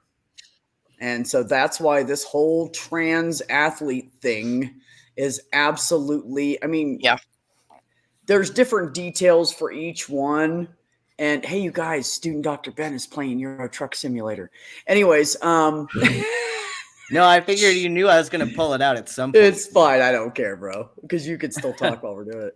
But God, Ben, that's why the whole thing on stream with people who have been on estrogen for a while and people have been on testosterone for a while and the whole fucking trans athlete stuff. After you've been on it for so long, you will either gain muscle mass and be more manly on T, or you're going to lose muscle mass and you will be weaker and I mean, you're going to lose muscle mass. That's what fucking happens. So when people say, oh, well, you know, we don't want this woman playing with the guys, that's just because the guys are afraid their dicks are going to feel smaller because that fucking the trans guy beat their fucking ass and was a they just don't want to fucking, they don't want it to happen. That's all. It's all it is. Why do you think there's not co-ed sports? They want to separate out the women so there's no way a woman can fucking beat them. Well, tough fucking shit. It's all misogyny. That's all it is. Well, and it's also like it's a dick contest. It's also like a really dumb distinction anyway, because like the top, like the strongest guy and the strongest woman ever recorded are only like that far apart. So like there's a lot of overlap between the sexes in terms of ability, but also like you have people like, this is the most common example, and that's why I'm throwing it out, is like there's people like Mike Phelps walking the earth who has like 30% larger lung capacity than everybody else. He gets to participate in sports. Yeah, so why is he allowed to participate? That's an unfair advantage. Exactly. Yeah, and like they should strip his awards and kick him out. Yep. By the way, Mike Phelps is quite transphobic and does not believe that women should be allowed to have trans people, or trans women should be allowed to compete. Well, is he Christian too? I mean, what else do you? I have no idea. Probably. That's funny. Any of these top like elite level athletes, like none of them have like the bodies of normal average people. They all won the genetic lottery to some extent. Like there is something really different about them than average person. Yeah. Should we say that nobody over 6 foot can play basketball and nobody over 300 pounds can play football? Yeah, there you go. Why not? It also, like, in the case of Mike Phelps, it really sucks being moralized too by the guy that got kicked out of the Beijing Olympics for doing drugs. Yeah. The purity of the sport. Yeah, fuck. It's just stupidity. The bottom line is this. Some people are better at sports than others. And it has nothing to do with your fucking gender. There's weightlifting women out there that will beat the fucking guys that are on the lower end of the scale. And they're not jacked up on anything. They fucking work out every goddamn day for 4 to 6 fucking hours. And they've done it since they were like 16 when they first started lifting weights. I mean, goddamn, man. Last week. Look at one of my bosses. Like, she's been lifting shit with her legs. I'm telling you, she lifted up something I couldn't fucking lift up. She bent over and put it on her back and pushed it up with her fucking legs. And I was like, holy fuck. She's that fucking big around. But she's been fucking lifting shit with her legs for entire life. She's been in decathlons and shit. So she's got fucking strong legs. She's 65 years old. She's not on fucking testosterone. I would want to see anybody here fucking leg wrestle her. Like, that's the one thing she could fucking do, you know? But it has last week, I believe it was. You either put the time in, you either have the skill and the talent, or you fucking know. Last week, there was a news report about one sanctioning body. I forget who it was. I think it may have been the NCAA, but I'm not positive, so don't quote me. That said that as far as their policy on trans in sports, they feel now that it should be taken on a sport by sport basis and handled within that sport, not for the one sanctioning body to make a single decision for all. I feel like that's just a way to shift responsibility. Well, maybe, it certainly could be used that way, but it certainly could be used in a beneficial way for trans people. Yeah, I think it's a step in the right direction. It's just maybe not where we want to end up, but at least now, like, some governing bodies could be like, hey, yeah, our sport's cool. Yeah, see, that's the thing I keep saying, and Ben said it too, and I do think if every sport was okay, like boxing, they do it by weight, and if every sport was defined by stuff like that, so everybody was in the division they belonged in, it would all be more fair to begin with, and it should all be co-ed. Because I'm going to tell you, you pre-T, I know lots of guys I could have kicked their fucking asses. I could literally get in a fucking ring with them and beat the fucking shit out of them and have a fucking TKO because they're just tiny little fucking born male people. They're tiny. They're not muscular. It's not in their genetics. It's not I know people with arms this fucking big around that are guys and identify as such and are on anything. And I know women who just go and work out. Look at my niece. My niece, if anybody's ever seen her, and Larry, once you get onto my thing, once you hit me up on Facebook, I'll show you her Facebook page. She's a personal trainer, and she works out every day with her fucking clients. She's not on any kind of shit. You know what she's on? I remember amino in high school, acids. I remember in high school we had this kid who wrestled in the 105-pound weight class, and he wrestled somebody who was 200 pounds and pinned them within 30 seconds. Yeah, wrestling's a great sport for the little guy. I love it. I'm sorry, I have a non sequitur, but Ben, I have to tell you this because B reminded me of it. Because you said amino acids, right? For your my father-in-law was telling me yesterday about a story about a guy at work who he had kidney stones, and he decided that what he was going to do about having kidney stones was that he was going to drink those like amino acid shots. Oh no. Because he thought that the acid would dissolve the kidney stone. Oh no. Oh no. That's how you make it worse. And I couldn't bear to continue in life without sharing that with you. Matt the Human, thank you. That's very complimentary. The race to self-actualize. Well, see, I've got a lot of obstacles between me and self-actualization too. Yeah, I've got a ways to go to. I do too, and I probably never will. But I understand the intent of the comment, and it's complimentary. It's saying that we know ourselves better than most people. That we're trying to be our true selves, and we're trying to understand ourselves. That it's kind of our full-time job to do that, and so we should be better at that race. And so, thank you. I haven't reached the point yet of being able to present female in public in real life yet. Yeah. It's a process.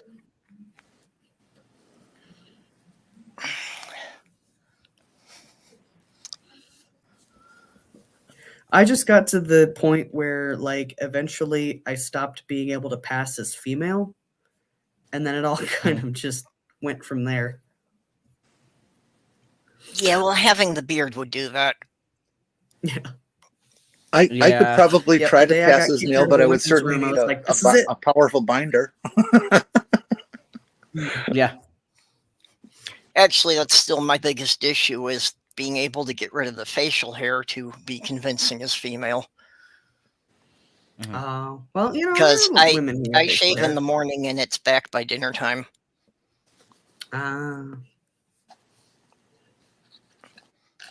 I wish I could be there. Does estrogen have any effect on facial hair growth? Very Yes, it minimal. will slow it down. Yeah, Okay. it's not a huge change. Nothing stops facial hair except Yeah. removal.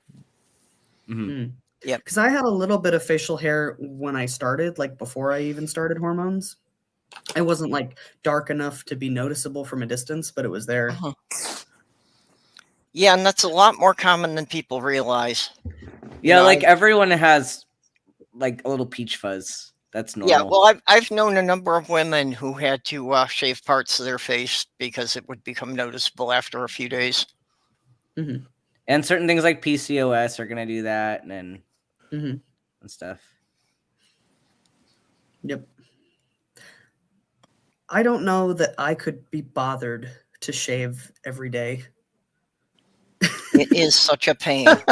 Yeah, I never did it before because it was a pain and it just wasted too much time. See, that's how I felt Yeah. about shaving my legs. I hated shaving Well, yeah, my legs. that's why. But I Hated didn't it. shave my legs either. I got past like, and I already shared the weird story about how my parents were all caught up on me shaving my legs. But like the day that I moved out of my parents' house, I never shaved again, and I'm very happy about that. Yeah, but I it's a don't different shave thing anymore about, either. it's a different thing about not shaving parts you can cover with your clothing.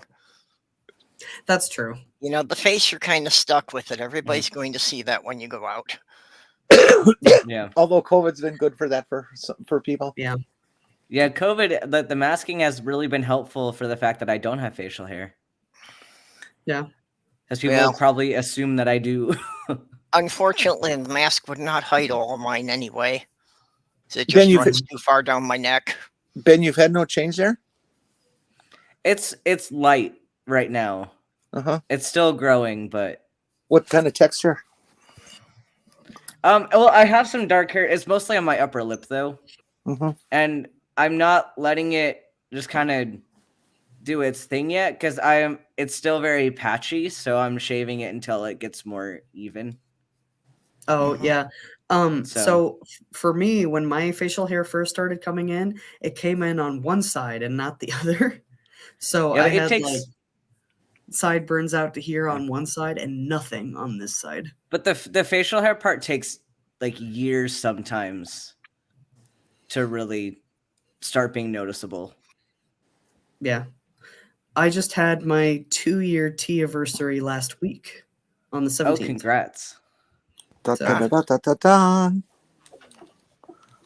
Yeah, Larry's been on this way longer than I have. Oh, how long have you been on hormones? Like almost 7 months. Oh, okay. So, I mean, you're very like masculine already. Yeah, it's wild because my levels are still pretty low, which is astounding. I'm like, what? Well, your voice has changed radically since I first met you, Ben. Oh yeah, and it's still dropping. Well, I think Ben's only thing is that, you know, people will take him as male. They'll just assume he's a lot younger than he is. That's the thing. Yeah. How old are you? 27. I'm telling you, 27 is the magic number for people who are going to. Bro, I'm in my 3rd year of my doctorate, and I took 2 gap years. Like, I can't be that young. I would bet that most. So there. I would bet that most people who transition started somewhere around 26, 27, 28. Mm-hmm. I started I wish getting my shit together to get started when I was 24. I figured out, I put the pieces together that I was trans when I was around 19, but it took a long time to like get around to actually making the commitment to doing anything about it. Yeah, I wasn't allowed to start it hormones at that age though, because I think in general for most people it takes until they're about 25 to just have their life in general in order before they can tackle something that's that big of a project. I wasn't allowed to start hormones because I'm on a military scholarship. So until the ban was lifted, I couldn't. Oh, that's right. Yeah. Yep. No. So as soon as I was allowed to, I did. I would have probably started earlier if I didn't have other stuff I needed to sort out, because I also had the complicating factor of having PTSD and MDD, and I wanted to make sure that those things were not the reason that I was trans, because I didn't understand what being trans was or how it works. So I was in therapy for a little bit before I got my first appointments to go get on hormones and stuff. Yep. Well, that's for me also, that the things that are coming out as being my gender dysphoria got buried under the autism diagnosis. Yeah. Yeah. I could see how that would happen. Especially, I see that a lot with people getting lazy about autism and just slapping autism on a lot of things that, like, if someone has autism, people love to just go to that for everything instead of and I've been in and out of therapy for about 40 years now, and I have had a number of therapists and even, licensed psychiatrists who really didn't have a very good grasp of what autism was. Yeah. Yeah, not a lot of people do. Yeah, I had that experience with trying to see somebody about gender dysphoria, because I went the clinic that I went through for my PTSD, they offered me the services of a psychiatrist there to talk about my gender dysphoria, because that clinic was connected to the transgender clinic. And the guy that they referred me to was like, well, I don't know anything about this trans stuff, but we'll figure it out together. And I'm like, no, I need somebody to explain it to me. You have to know something. So that was a very I'll give him points for the positive attitude about it, at least. Oh yeah, he was really nice about it, but he was like 68 and didn't know anything about queer people at all. And I was like, I needed guidance more than that. Because it would have taken us forever to get around to anything with that being our basis. I think that's a fair position for you to take, Larry. Sometimes you've got to have a therapist that knows the topic, not just in general. Yeah. And I was very fortunate, and I was able to find a therapist who he had like multiple specialties. So I was able to see him both for the PTSD and for the gender stuff. And that's been great. It's been really, really helpful.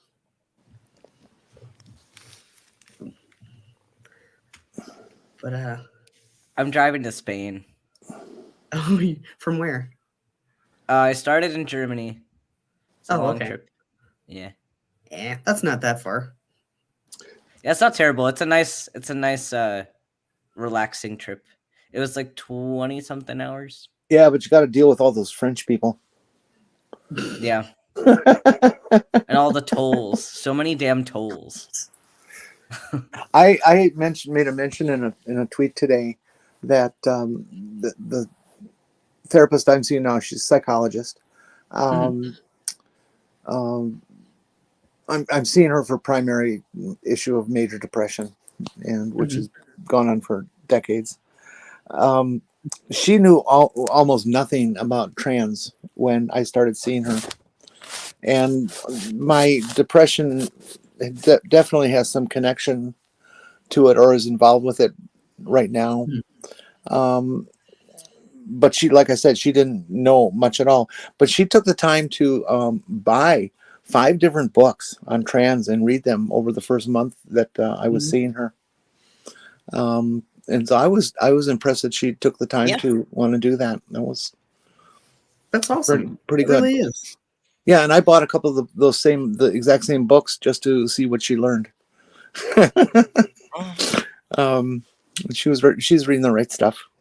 Well, and also it's worth it to check if the books were in line with your experience, because as we've said with so many things, a lot of this is very individual, and just because one trans person wrote a book doesn't mean that half of that stuff would apply to you. Yeah. These were clinician level books. Yeah. Not common press. Yeah. So that's something that has helped me in therapy just in general, is that my therapy has been kind of like a book club, because my therapist just has recommended dozens and dozens of books to me mostly about the PTSD and EMDR and that kind of stuff. But that was really helpful in the formative stages of therapy with just giving me the language that I needed to describe what was happening to me. And that goes the same for, all the gender identity issues and stuff like that. Like, you have no idea how to describe how it hurts until you have the words. But then once you have the words, you can isolate, like, I feel bad about this specific thing. And then you can make a path to fixing that specific thing. Like my chest dysphoria. It was like, once I realized that that was having the impact that it was just from there, it was just making a to-do list of accomplishable tasks to getting that taken care of. But that's good stuff. Bibliotherapy for the win, says Mac. Oh my God, I have to tell Beck about something. Yeah. I have to step away for a moment. Okay. They have in truck simulators, they have like all the brands for the companies that you're taking stuff to and from. They have like these parody names. Mm-hmm. And here in Europe, they have IKEA, but it's ICA. Why? Just missing the E. They have Walbert in the American truck simulator. Yeah. Yeah. But I could tell Beck about ICA. Have you ever just gone on an IKEA date with somebody and just wandered around the IKEA? I've only been to IKEA once, and it was like the most stressful experience of my entire life. It is kind of stressful because it's like deliberately designed to be a maze, and you can never see the exit from any point in the store besides the very front of the store. Yeah. And so, like, if you're not familiar with the building, it is kind of stressful. It's so stressful. Where's the gas station? Justin and I like going to the IKEA every once in a while because we have this fantasy that we're going to be like proper homeowners eventually, and we're going to get rid of all of our mismatched crap, and we're going to actually like come up with a unified look for our home. But it's mostly just something to do for 3 hours. Yeah. I mean, it is.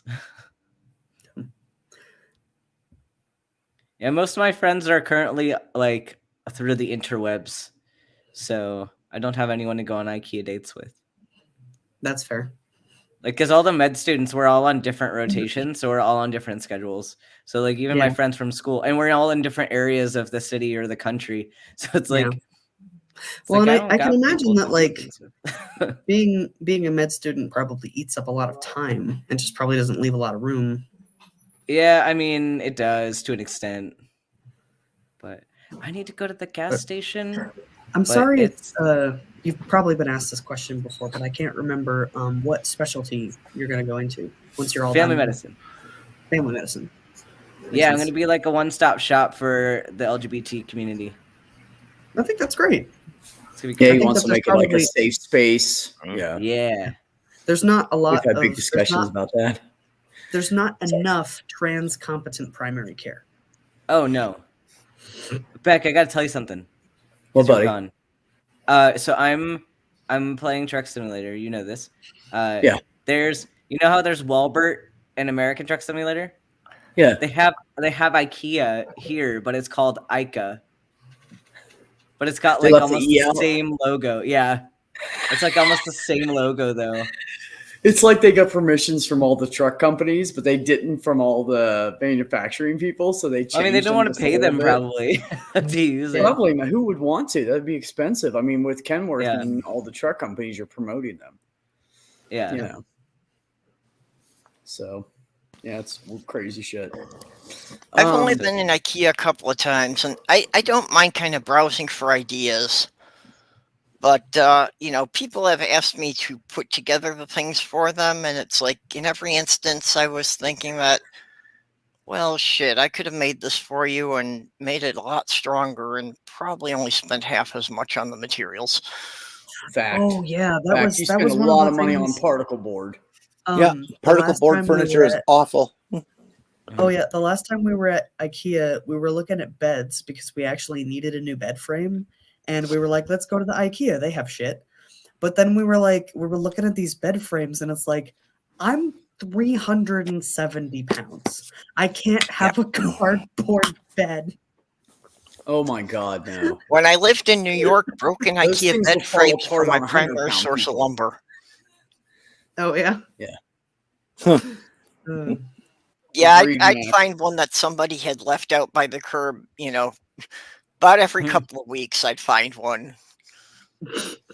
I used to go driving around on trash day in the evening because everybody would put their stuff out in the evening for the next morning. And I'd go drive through the nice neighborhoods and look for like old furniture and shit and just anything, old crates, old chests, old anything. And I'd just take it home and disassemble everything and reuse the wood for something else. I got free wood all the time. Yep, that's what I used to do in New York. Or the other thing I used to do is go to Habitat for Humanity, the restore. And you can get some really good fucking shit and cheap wood and everything because these contractors just donate it. Where you go to Lowe's and you spend like $4, $10, $15 per board. You go there, it's like $1.50, $2, $3 a board. Well, plus now with the Habitat for Humanity exchange programs where they're taking in used furniture and stuff like that and cleaning it up and stuff and reselling it. Yeah, their prices are really good and their selection is better than Goodwill. Oh yeah, absolutely. Well, and they have some, like some of them are pretty empty and some of them are packed full of stuff. That's some good shit. What's that, Purple? Where I lived in Syracuse, we had a preppy college there. So it's like, they were, tossing stuff out with any minor breakage. And I really considered I could have made a business by collecting the stuff the students were throwing away, fixing it up and selling it back to them. Do you know that's actually that's a thing here? IU, I think it is, at the college, they collect furniture from the dorms that students leave behind when they leave and go back home, and they sell it to like the little cheapy furniture outlets around the city. So there's like Bob's Discount Furniture, and there's like a it's like Bulldog Liquidator or something like that, where they just have a bunch of like really, really cheap but crappy furniture because of that. Yep. And I don't know how many vacuum cleaners I picked up because the students apparently never got the idea you have to empty them. So it was usually just empty the thing, get the clog out of the hose, and it worked fine.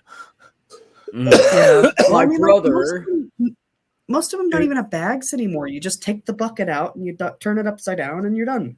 Yeah, it's bagless.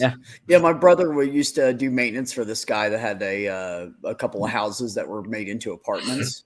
And one of them was by the college where he lived at the time. And he went down there and they said the dryer's not working. So, he checked everything, made sure everything was connected. The dryer was running. It just didn't seem like it was getting hot, right? And they said it's not drying the clothes. He had to put, and now my brother is not a weak dude. He had to put everything he could into it, and he had to yank up on the filter because the front loads have that new filter in the bottom. He had to yank up on the filter, and he had to like do everything. He was picking up the dryer trying to get the filter out. He finally got it out, and the whole thing was jammed. And they said, "Oh, we didn't know that was there." It was like 4 girls in a house, and between all their hair and all their loads of laundry, they had just.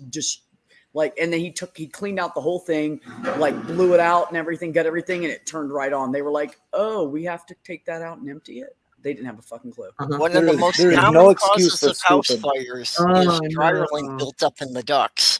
Yeah, in the vent. Yes, in the vent duct. Yes. Yeah, in the hose. Yep. It's true. There is no excuse for stupid. It's just, you know what that is? That's bad parenting. Their parents never made them do fucking laundry. That's what that shit is. They're privileged white chicks. I want to extend the benefit of the doubt because, like, my parents from a very, very early age taught us all how to do certain kinds of chores. Like, if you were tall enough to stand at the sink and reach the, spigot, you could do dishes. And I stood on a chair. When I was like 6 years old, my mom taught me how to use the washing machine. Like as soon as I was tall enough to open it up, put stuff in and get the stuff back out, I was being taught how to do it. But I have a lot of friends who had like more like hippie liberal parents, and they weren't bad people. They were great parents. They're very loving and warm, but they didn't make their kids do chores. So when they got older, they just didn't know how to do anything. Like didn't know how to like cook, didn't know how to de-seed a pepper, didn't know how to cook meat and how to tell when it's done and that kind of stuff. Like, because they were just like, my sister is like that because my mom mellowed out a lot as she got older. My sister can't even make ramen noodles and she's 20 years old. What? Dang. Yeah. What? By the time I was 20, I could cook because I love her very meal. much. But like, I want to extend the little bit of benefit of the doubt that maybe they just weren't ever taught about stuff like that. Yeah, but that's the thing is, I don't understand how these people got to be adult age without ever having to do this stuff. Some people are spoiled. And the only explanation I could come up with for the preppy kids is they probably had a maid all their life. I know people, I have friends that like still take their laundry back to their parents to wash it, and like friends my age, so like 26, 27, 28, still take their kids back to their mom's house to wash their clothes. See, I used to do that, but it was because I didn't own a washer dryer, and I would do the laundry myself once I got there. I just couldn't afford the laundromat at a given time. Yeah, been there. I've had to wash my clothes in a bathtub because I couldn't afford the laundromat, but I also didn't have anybody that I could, who's washer and dryer I could use.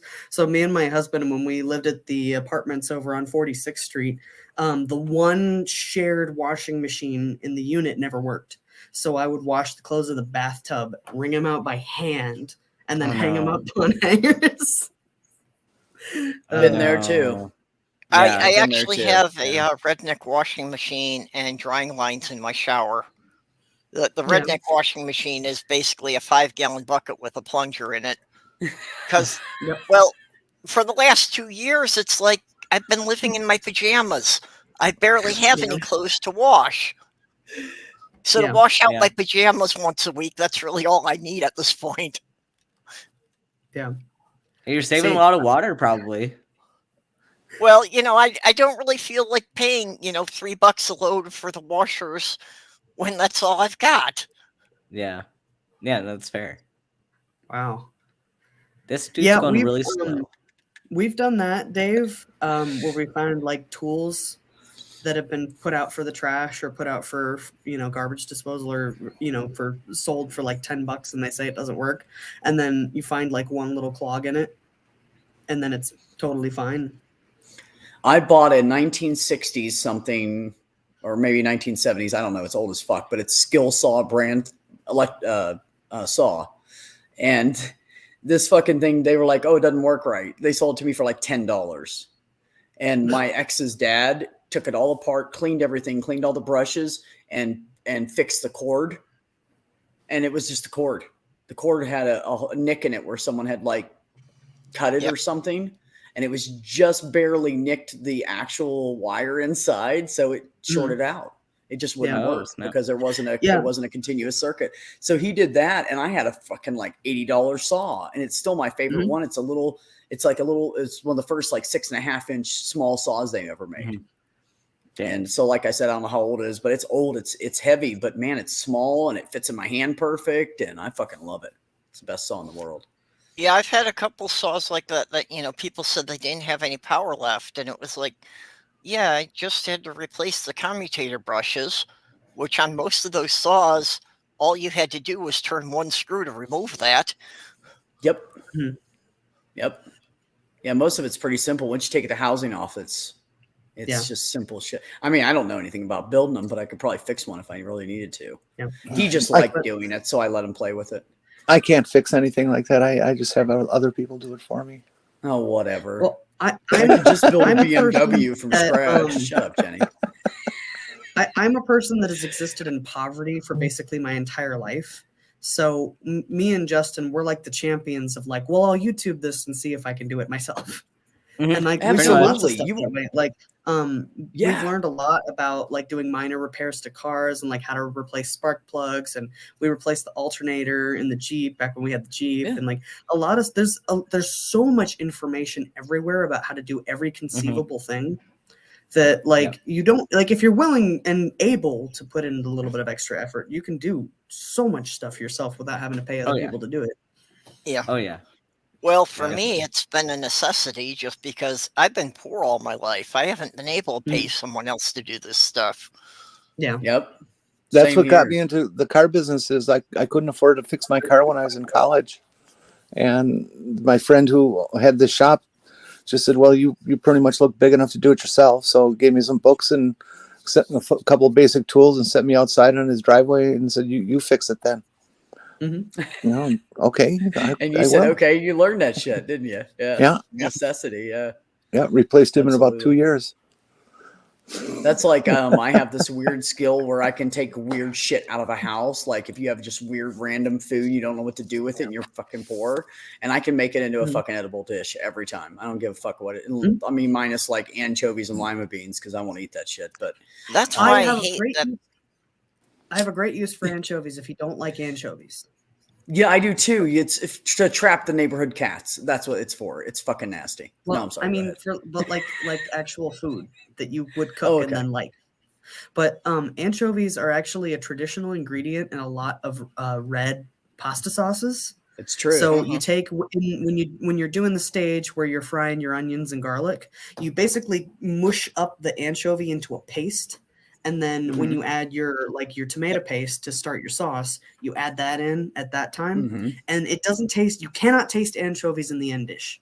It just tastes really savory. And anchovies, the purpose of anchovies are for salting, seasoning a dish, not for adding fish taste to it. Yeah. Right. Yeah. And actually, anybody that doesn't know this, common in Italian cooking. Anybody doesn't know this, the classic Caesar dressing, it has anchovies in it. It's the only thing I will eat that has anchovies in it.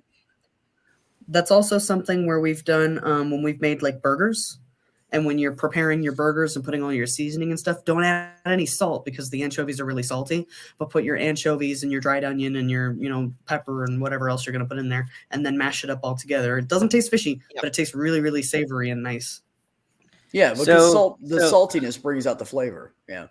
Yeah, well, sloth roll's half Italian, so it's like I would not eat anchovies on their own, but yeah, basically being used as a seasoning, they go good in a lot of things.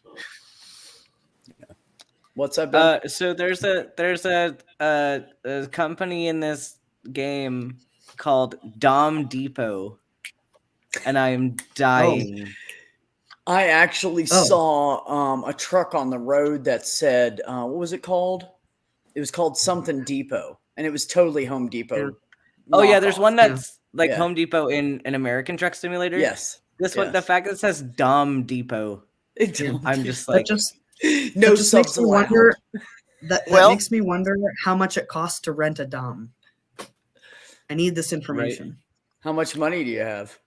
It is a good place to go for ropes and chains and all the assorted equipment. So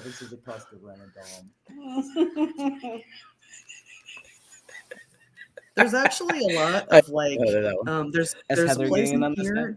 There's a place here in Indianapolis called the Subspace, and it is exactly that. Rock on. Oh, Dave. Somebody smack him. Actually, if you need bondage supplies, one of the best places to go is Fleet Farm. And go in where they have the horse tack. You'll find all sorts of great stuff there. I don't know what that is. At that you can get the trapeze stuff and the Tractor Supply from the yoga. Oh, Tractor Supply. Yeah, we have real sex just go to the yoga stores everywhere. There's like right next to the mall where you go to watch your Disney movies. There's like 3 different sex shops like right in front of the mall. We've got a Cirilla's and a Lover's Lane. There's a Lion's Den on Georgetown Road. Yeah, you can't throw Lion's Dens everywhere over there. Yeah. Yep.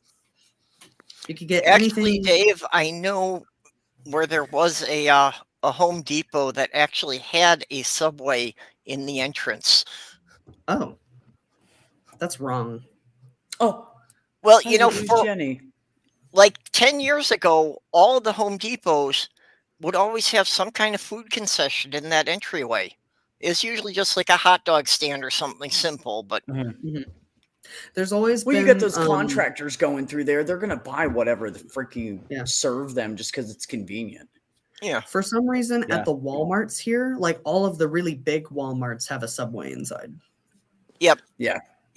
That's sorry if I don't drop out once per session, I'm not doing my job.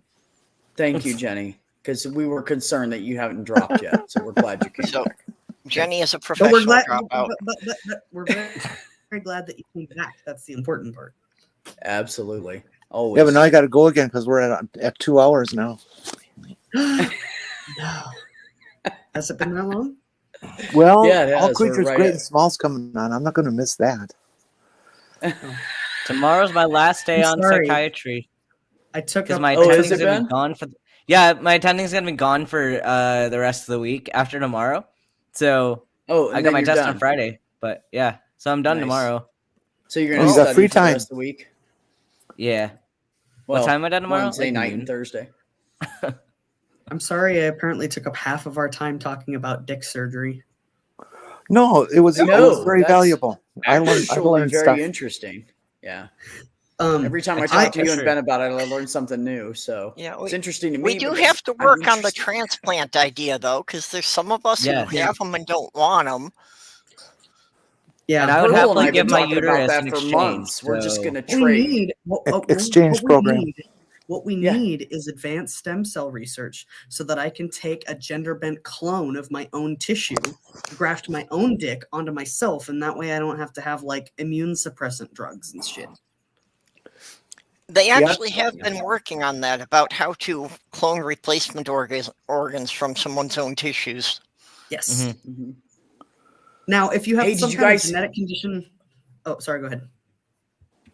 No, go ahead. I'm going to change the subject slightly, but go ahead. For like internal organs, if you have some kind of genetic condition, which makes it, that's why your organ doesn't work. Like if you have congenital heart disease, if you clone your heart, you would just have the same disease in the clone tissue. Right. But there's lots of research going on how to like using CRISPR to insert different genes. And so you have most of the same DNA, so it has less of the rejection problem, but you have healthier tissue, which is really, science is cool. Right. And like in the instance of like kidneys and livers, even when they're failing, they can usually find a patch of healthy tissue to work from. Mm-hmm. Yeah, that's true. Who heard about the pig heart? I did. Okay. I did. That was super exciting.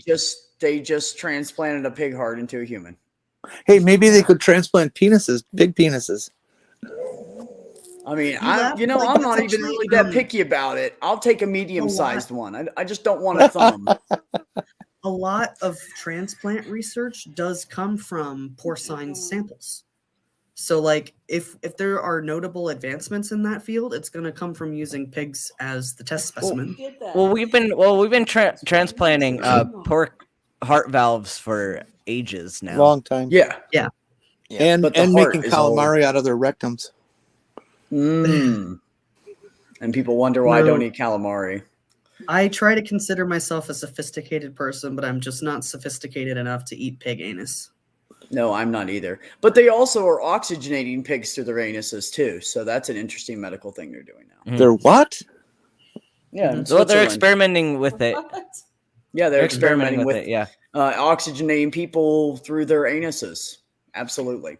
Well, there are some animals that breathe that way, including some types of turtles. You know what? I bet you that's going to be the medical scare tactic that gets the Republican dudes to start wearing masks. We're going to stick a hose up your ass to oxygenate you because you can't it'll make you gay because of COVID. If you get COVID, it's going to make you gay because you're going to have a tube in your butt.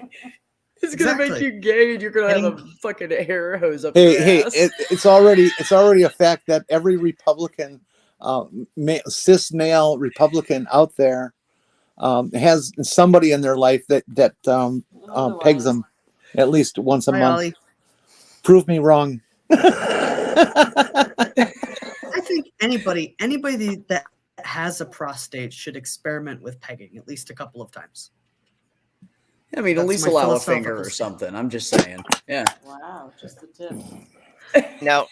Not for me. I mean, I've experimented with things, but I actually was thinking when I was going to the sex parties that I should have exit only tattooed on my ass. Oh, just because I didn't want the gay guys to be getting ideas about that. You know, I was really, really drunk when I was 17 and out with my friends, and one of them was having a birthday party gig and went to go get a tattoo, and I asked them to tattoo me, and then they didn't do it because I wasn't 18, thank God, and I woke up the next morning and I had a sketch of the slippery when wet sign on the inside of my thigh. So I'm so glad that guy said you're too drunk and not old enough, because I would not want that right now. Just saying. That would have set you up perfectly for a certain career, though.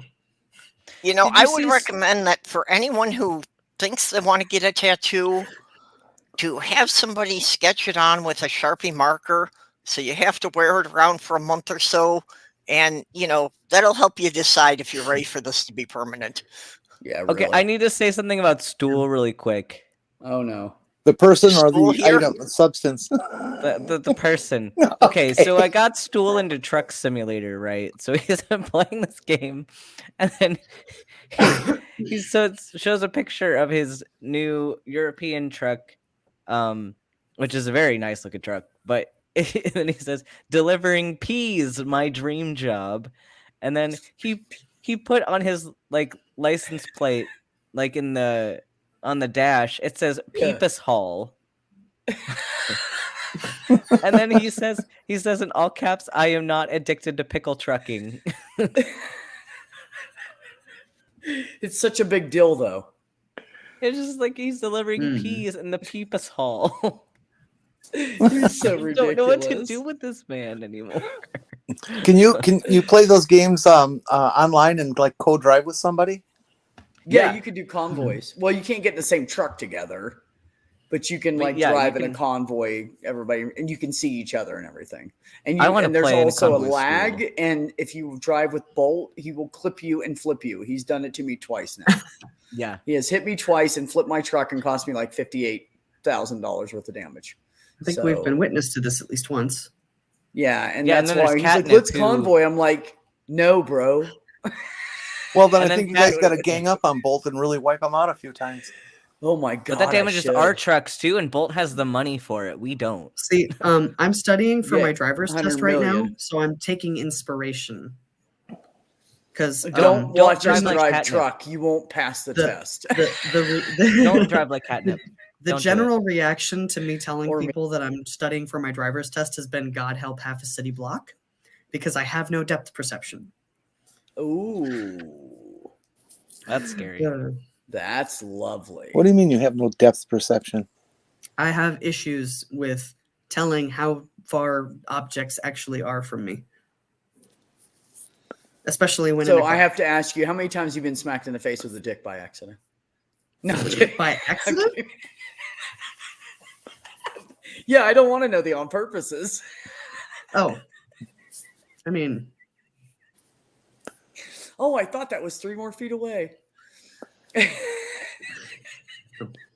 Anyway. Right, anyways, I just had to make a joke about it. But yeah. I'm sorry, Larry. No, that's okay.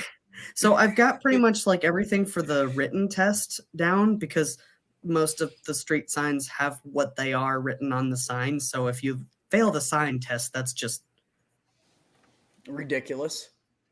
But so it's like 30 signs, and there's 16 other driving questions, and like how to turn out of a skid and all that kind of bullshit. And I already know all that. So it's just getting the learner hours is going to be the interesting part. Lovely. Oh, I took my driver's ed in the winter, in the middle of a winter. It was a hell of a winter too.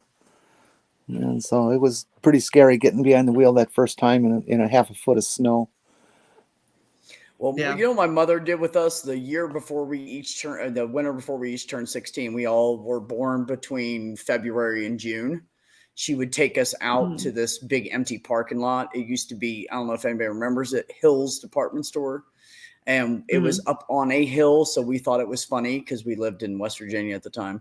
And it was this huge parking lot. There was no curbs, and there was just like 3 or 4 light poles straight through the middle of the parking lot. And it was like huge. It was like bigger than any Walmart parking lot I've ever seen. And so she'd wait until there was like this really nasty, icy, and then snow on top of it. And she'd take us up there at like 7 or 8 p.m. when they closed, because back then they used to do that. And so she'd take us up in the dark and say, okay, go faster, hit the brakes and control it. And that's what she did to us. Yeah. No. And by the time we got done with her, going out there with her like 2 or 3 times, I'm going to tell you, everybody in my family, we have not once, none of us have ever wrecked in the snow. That's a pretty good way to teach the actual I've had training like that. Safe. There was a guardrail around the parking lot. The worst we could do is run into the guardrail. But the parking lot was so huge. She would just have us drive the long way of it. And we never hit anything. Yeah, we were talking about where I'm gonna go when I want to do my learner hours. And so for highway driving, I'm just gonna drive like a circuit around the 465, because the 465 is just one unbroken loop around the entire city. It really is. Yeah. And then so for like turning and maneuvering, we were talking about going to Eagle Creek State Park, because it's basically just like all the loopiest, windiest, tight turns that you could imagine. Absolutely. And then there's a couple of big parking lots over there too. So to do just it also is a real good safe space to learn your turning and things. Is a lot of these suburbs that have been built out, to the edge of the city, whether it's in the city limits or outside city limits, doesn't care. They have a lot of curvy streets because those are aesthetically nice and people like them. And they're a real good place because they're usually empty and not cars parked all over. And it's just a nice, safe place to learn turning. Yeah, because rich people have their cars in their garages. I'm going to deliver ketchup. I love ketchup is an essential good. I'm going to deliver ketchup. What happened to these nuts? No, I'm kidding. They don't have these nuts on this game. They might at some point though. Sometimes you gotta deliver the nuts and drop the load. I'm just saying. Ketchup, chocolate. There was like. Thank you, Larry. Yeah, there's a bunch of fun food stuff. Chocolate, like chocolate syrup. No, chocolate. I'm in Europe. I'm in Europe. It's real chocolate. Okay, you guys, I gotta go. My animal show is coming on pretty soon. Ooh, thank you for coming, Jenny. We appreciate you and we love you. Yeah, thanks for coming. Good night, chat. Thank you for being here. Bye, honey. Bye, Jenny. Bye. Can't miss the animals. Go watch the animal show. I can always tell when Ben's playing because he's just so concentrated. It's like he's studying for a test. I'm picking up my load. Get that load, buddy. I'm not just saying, but when you get there, back it in, man. I can't. This is articulated. Oh. Also, these roads in Europe are so fucking narrow. And so you're going from one lane to one lane. And if you got like these articulated low boys, it's like, it's fucking shit. It's so much garbage. This is what terrifies me about Justin becoming a truck driver, because he probably couldn't maneuver that with a normal sized vehicle. But we'll see. Well, you don't pass truck driver school until you can, so. Yeah, like he'll have to learn how to do that stuff. Oh, you have to learn how to alley back they make you do all straight back, alley back, and there's a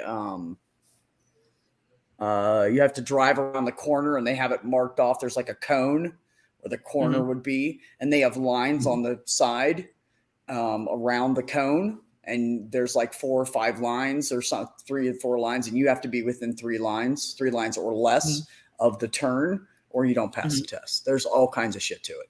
And then the state police who is testing you, which is even more nerve-wracking, gets in the truck with you with a clipboard. And he's like, okay, do your inspection now. Oh, no.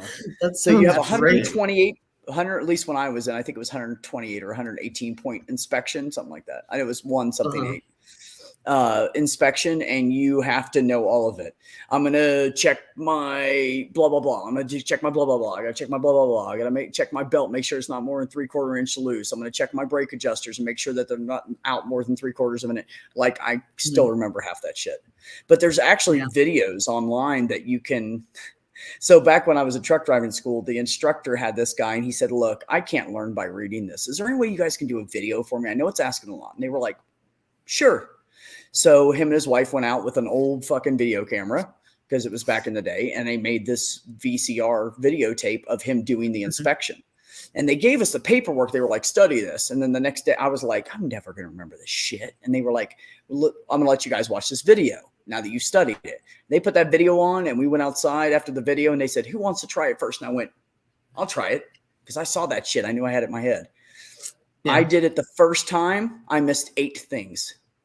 Damn, that's impressive. The first time trying it with no paper in my hand, I took my paper and I handed it to somebody. I said, I'll fucking try it right now. And I missed 8 things. And then the second time I missed 3. And then after that, I never missed 1. And when the state cop came up to me, and he's like, he's got his clipboard, right? He's like, all right, start the inspection. And I said, I'm going to, and I said, am I going too fast? He goes, no, I love it. Go ahead. And I'm like, and he's just going, and I'm going like almost in order. And he's like, damn, that was really good. And I said, how many I missed? He said, 1. And I was like, what? Because then you go into the inside of the truck. That's the rest of the inspection. You have to check your air gauges. You have to pump down your brakes, shut off the engine, turn it back on, let it build back up. You got to check everything inside the cab. You know what I missed? Missed my city horn. That's what I missed. I pulled the air horn. I forgot to check the city horn. But during all of this, he took 2 phone calls from his wife about having to pick up eggs and bread from, I'm not even kidding. Oh, hold on. Stop. Yeah, babe, I can pick up eggs on the way home. Wow, what an asshole. Sure. Oh, yeah, he was a state police officer in Arkansas. Hope, Arkansas, the home of Bill Oh, Clinton. yeah, so an asshole. And, okay, yeah. Oh, yeah. And he's like, yeah. Okay, go ahead. And I'm like, okay. So I'd get my rhythm going again. So we get in the truck. And he's like, okay, do the inside, the cab inspection. So I start doing it, and I get to the second thing, and he goes, hold on. Yeah, baby, you need me to pick up bread too? I'm not even fucking kidding you. That's what he did to me. That could wait. And I also Bolt's playing Euro. One thing. Yeah, Bolt's playing ETS too.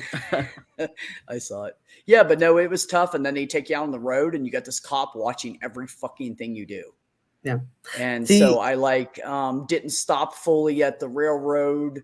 I didn't take the corner tight enough. It was a really tight fucking intersection, and they want you to stay in that lane and go all the way out and then cut hard. And I nicked the curb with the back tire going onto a 2-lane road. And Ben knows how hard that is in that game. Never mind in real fucking life when you're a brand new driver and you got this cop staring at you, you know? And I said, so we're heading back the road towards the terminal, because it was an old regional, like local airport, and they were using that for the testing because they had a shit ton of room. And we're heading back there. And I said, well, what do you think, boss? And he goes, don't throw it in a ditch on the way back. And you passed. And I said, yes, sir. And I just drove so slow. And because you had to take a left and then go down this curvy dirt road to get to the fucking airport. And I was like, don't fuck this up. Damn. Don't fuck this up. And out of my entire class, I was the second person to get my CDL. Yeah.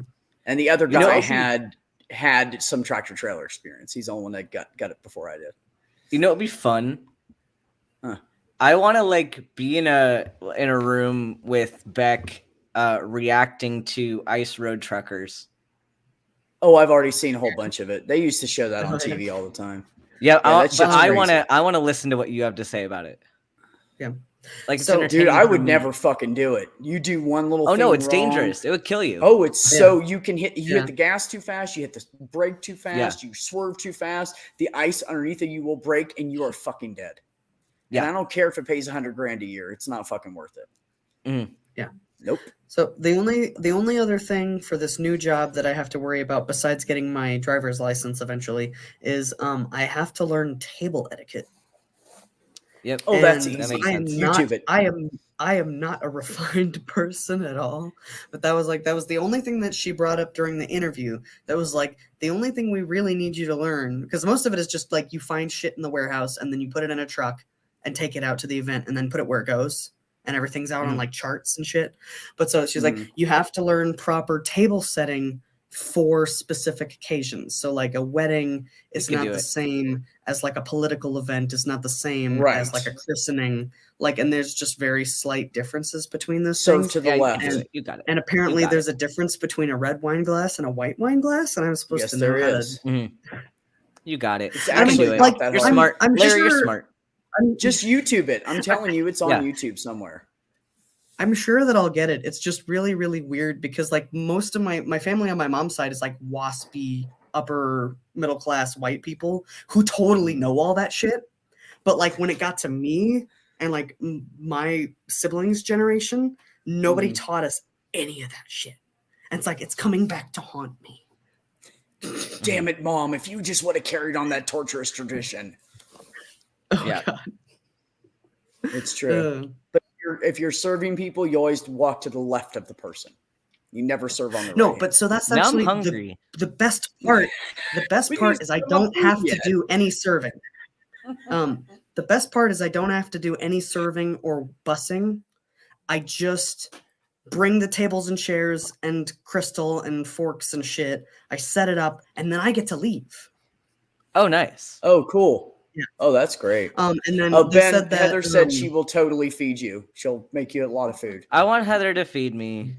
Well, he wants Heather to feed What him. do you need table etiquette for if you're going to be leaving before the guests arrive? Fucking steak. Because we have to place set all of the tables, so we have to know where everything goes. Because we have to place set the tables. So like knowing where all the different forks and shit go. Okay. Yep. That's not really table etiquette. That's just remembering a pattern. Yeah, but still. Well, that's true. That's true. But so I'm primarily setup team, which means I'll be doing like logistical stuff, like loading and unloading and setting tables and like moving shit from point A to point B. And then they said for events, I could be put in like a bar backing situation where I'm like fetching ice and cups and that kind of stuff. But I shouldn't ever be on the floor serving. So, which is good for me because the idea of being a server makes me very anxious. Yeah, I couldn't. No mage. It doesn't go in a plastic solo cup. It goes in a mason jar. God damn it, get it. But then why do solo cups have markings on them for how to serve different drinks? Heather loves her mason jars. She drinks out of them all the time, wine included. Of course she does. Of course Heather's that kind of person. I'm not surprised. She's like, hell yeah. She goes, I got all these mason. She has everything from like the little 6 ounce all the way up to the 32 ounce. Yeah. And she's like, well, these aren't mason jars, they're ball jars. And I'm like, why am I not surprised that is her aesthetic? I am not surprised at all. So I have a shitload of mason jars in different sizes, but that's because I actually can stuff. So I use them as God intended. I don't use them to God doesn't exist. Your God doesn't exist.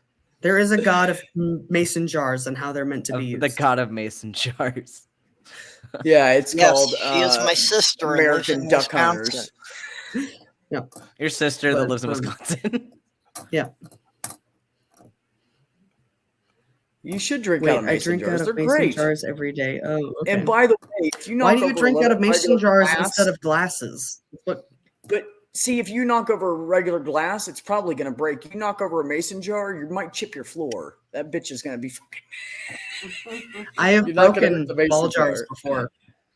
I've broken ball jars before. Yeah. Yeah, no, you can. Yeah, you can. I was canning in my pressure canner, and I took it out, and I don't know if it was just something was wrong with the procedure of what I was doing, but I had read one set of instructions that said to ice shock after it comes out of the canner. Oh no! And actually, it shattered the glass. Yeah, the sun temperature change. You gotta avoid that.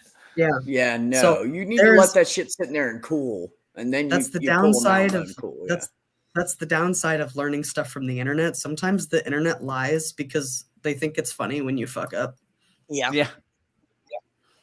Also, if you have trouble in the wintertime seeing well, pour some water in your headlights. That works really good. Yeah.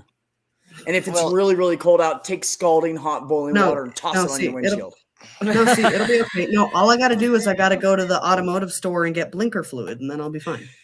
Oh, you know what? Let me tell you, there's lots of people that are out of blinker fluid because I see people all the time not using them, and I think their fluid's gone. So yes, please. And then while you're there, can you get me a board stretcher too, Larry? While you're there, yeah, board stretcher. My ex was a framer, and they went to work and they had this new guy there, and they were like, "Hey man, yeah, go over to the boss and ask him for a board stretcher. He's got one in the back of his truck, I'm pretty sure." And he's like, yeah, I mean, I got you. So runs over and the boss goes, "Board stretcher, huh? No, you got to ask Jim over there by the Connex. Jim has him. He's got him in the supply over there at the Connex." Runs over and asks Jim.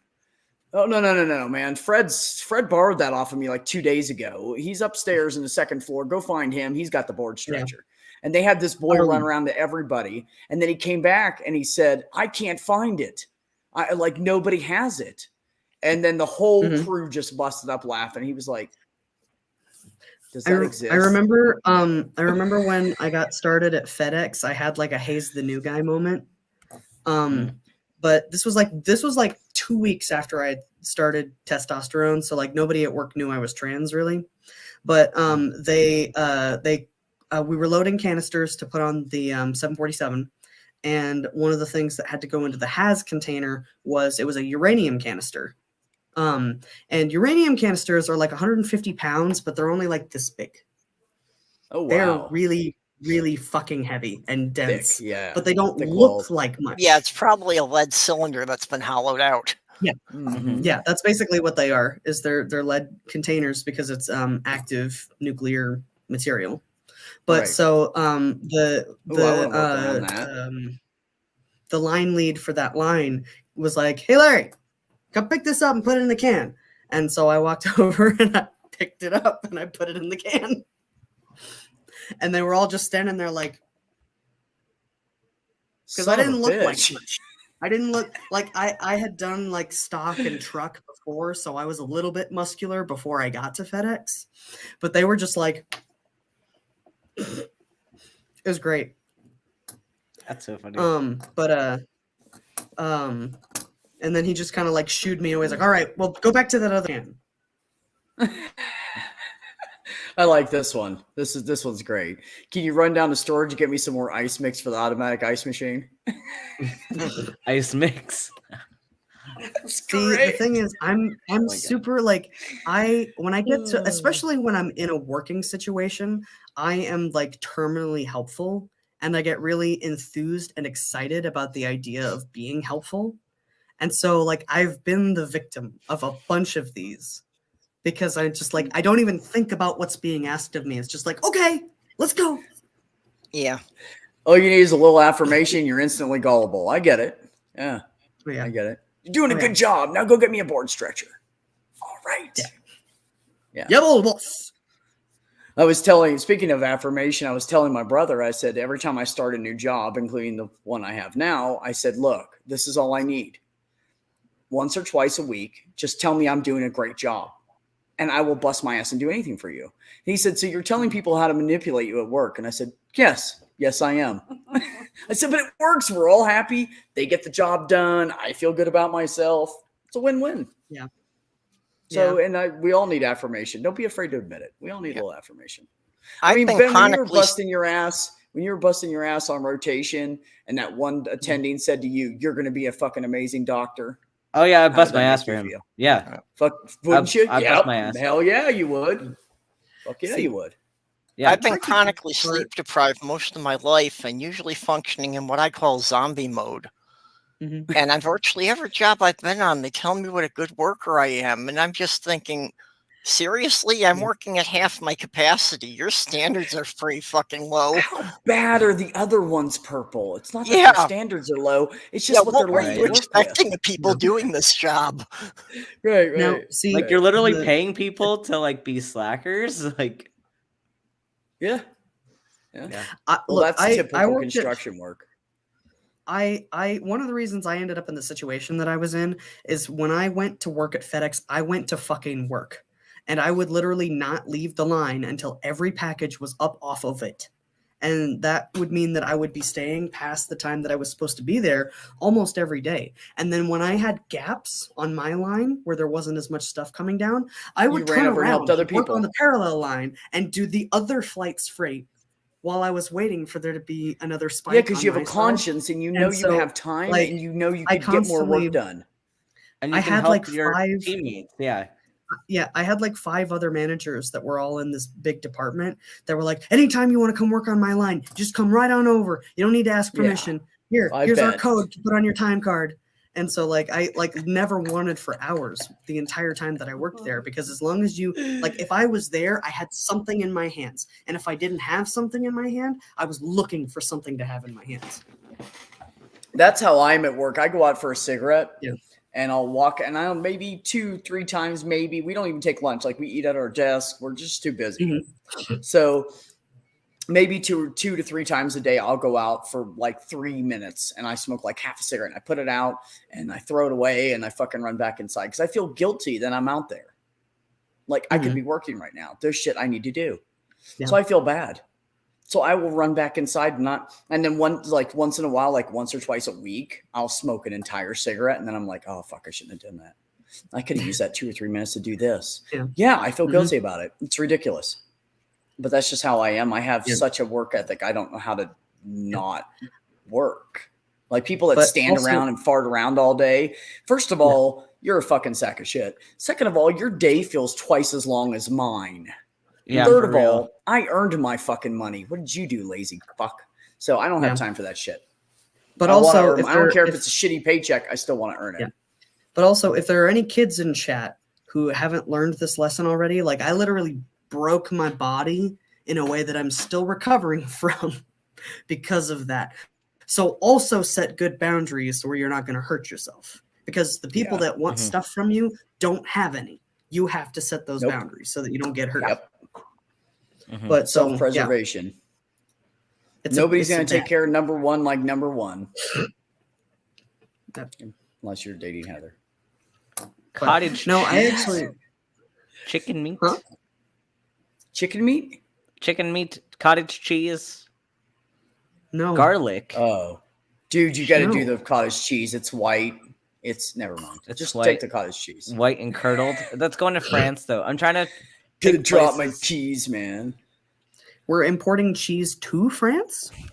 There's a job for taking tractors all the way to Latvia. I am in Spain. That is almost 4,000 kilometers. Yeah, but that's only like driving. That's only like 2,000 miles.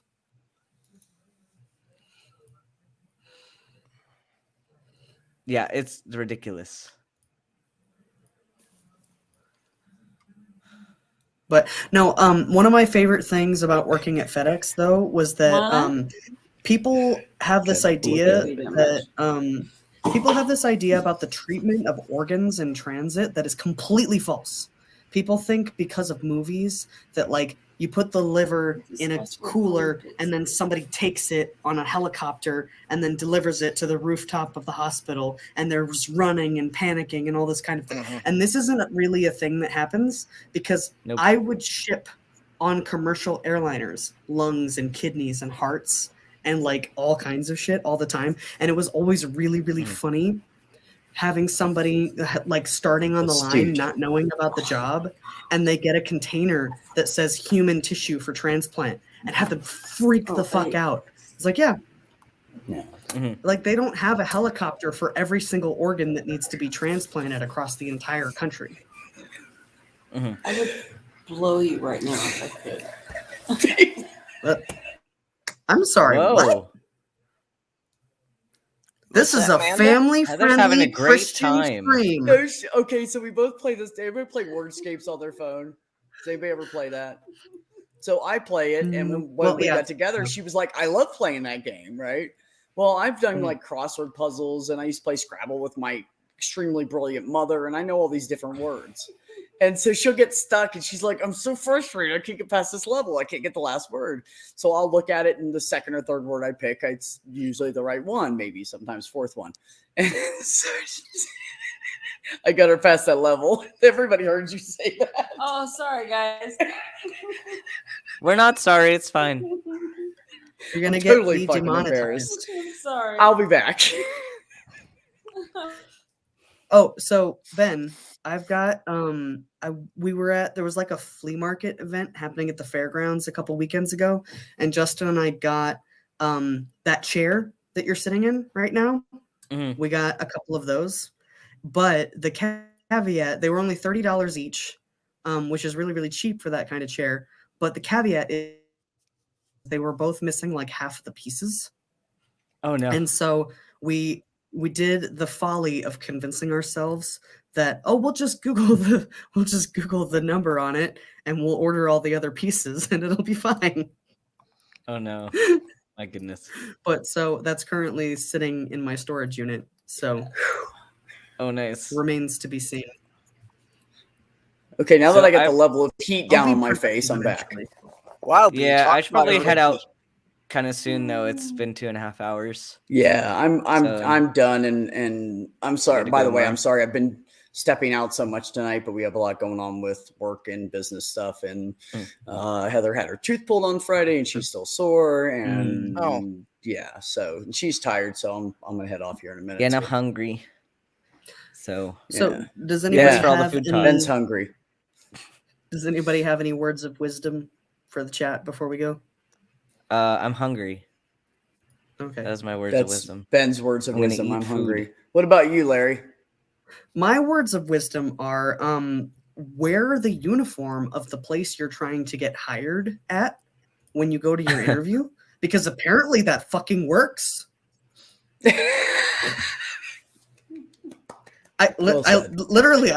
That's what I did. I wore the uniform that I know that they wear to my interview, and she was on the spot. You know what I do, Larry? Honestly, this is what I've done the last couple jobs I've interviewed for. I went in, I interviewed and everything, and they were like, well, anything else? And I'm like, yeah, you should hire me. And they're like, what? I'm like, you'd be a fool not to. And they're like, what? The social pressure that I'm like, look, I'm reliable. I never get sick. I'm always early to work. I will bust my ass, do my job and someone else's. You'd be a fool not to hire me. And everybody I've said that to has been like, you're hired. That's great. I'm just honest about it. Yep. Just tell them the truth. I'm going to bust my ass and I'm going to fucking do a good job. And you'd be stupid not to hire me because this pay is way below what I'm worth. So if I'm here, you should take advantage of it. So, yeah. I love you too, Mac. Purple, what's your last words of wisdom? I got nothing tonight.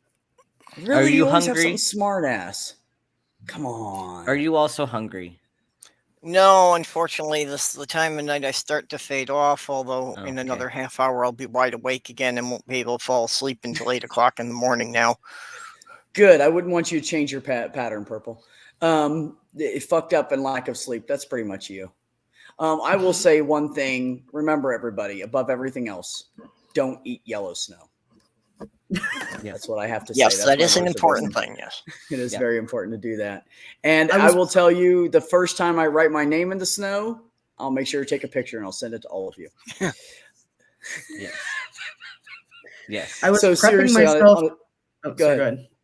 I was prepping myself to keep a straight face. I was prepping myself to keep a straight face because I knew you were going to say some bullshit, and then I failed immediately. You never know what kind of bullshit. Hell, I don't even know. I literally said, I was sitting there going, what can I say? What can I say? And it just popped in my head when I opened my mouth. So that's what I go with. It's just whatever falls out. Usually gets me in trouble, but it'll be fine. Everybody in the chat, thank you so much for coming tonight. I really appreciate you guys always keeping the conversation going and good for laughs and serious questions and everything else that makes my fucking streams a little bit better. Ben, as usual, I love you, brother. Thanks for coming. Larry, it was great to see your face. I'm glad you're feeling better. And I always appreciate you. Purple, get some sleep, sunshine. You know I love it when you come by. Everybody out there, take care of yourselves. Take care of one another.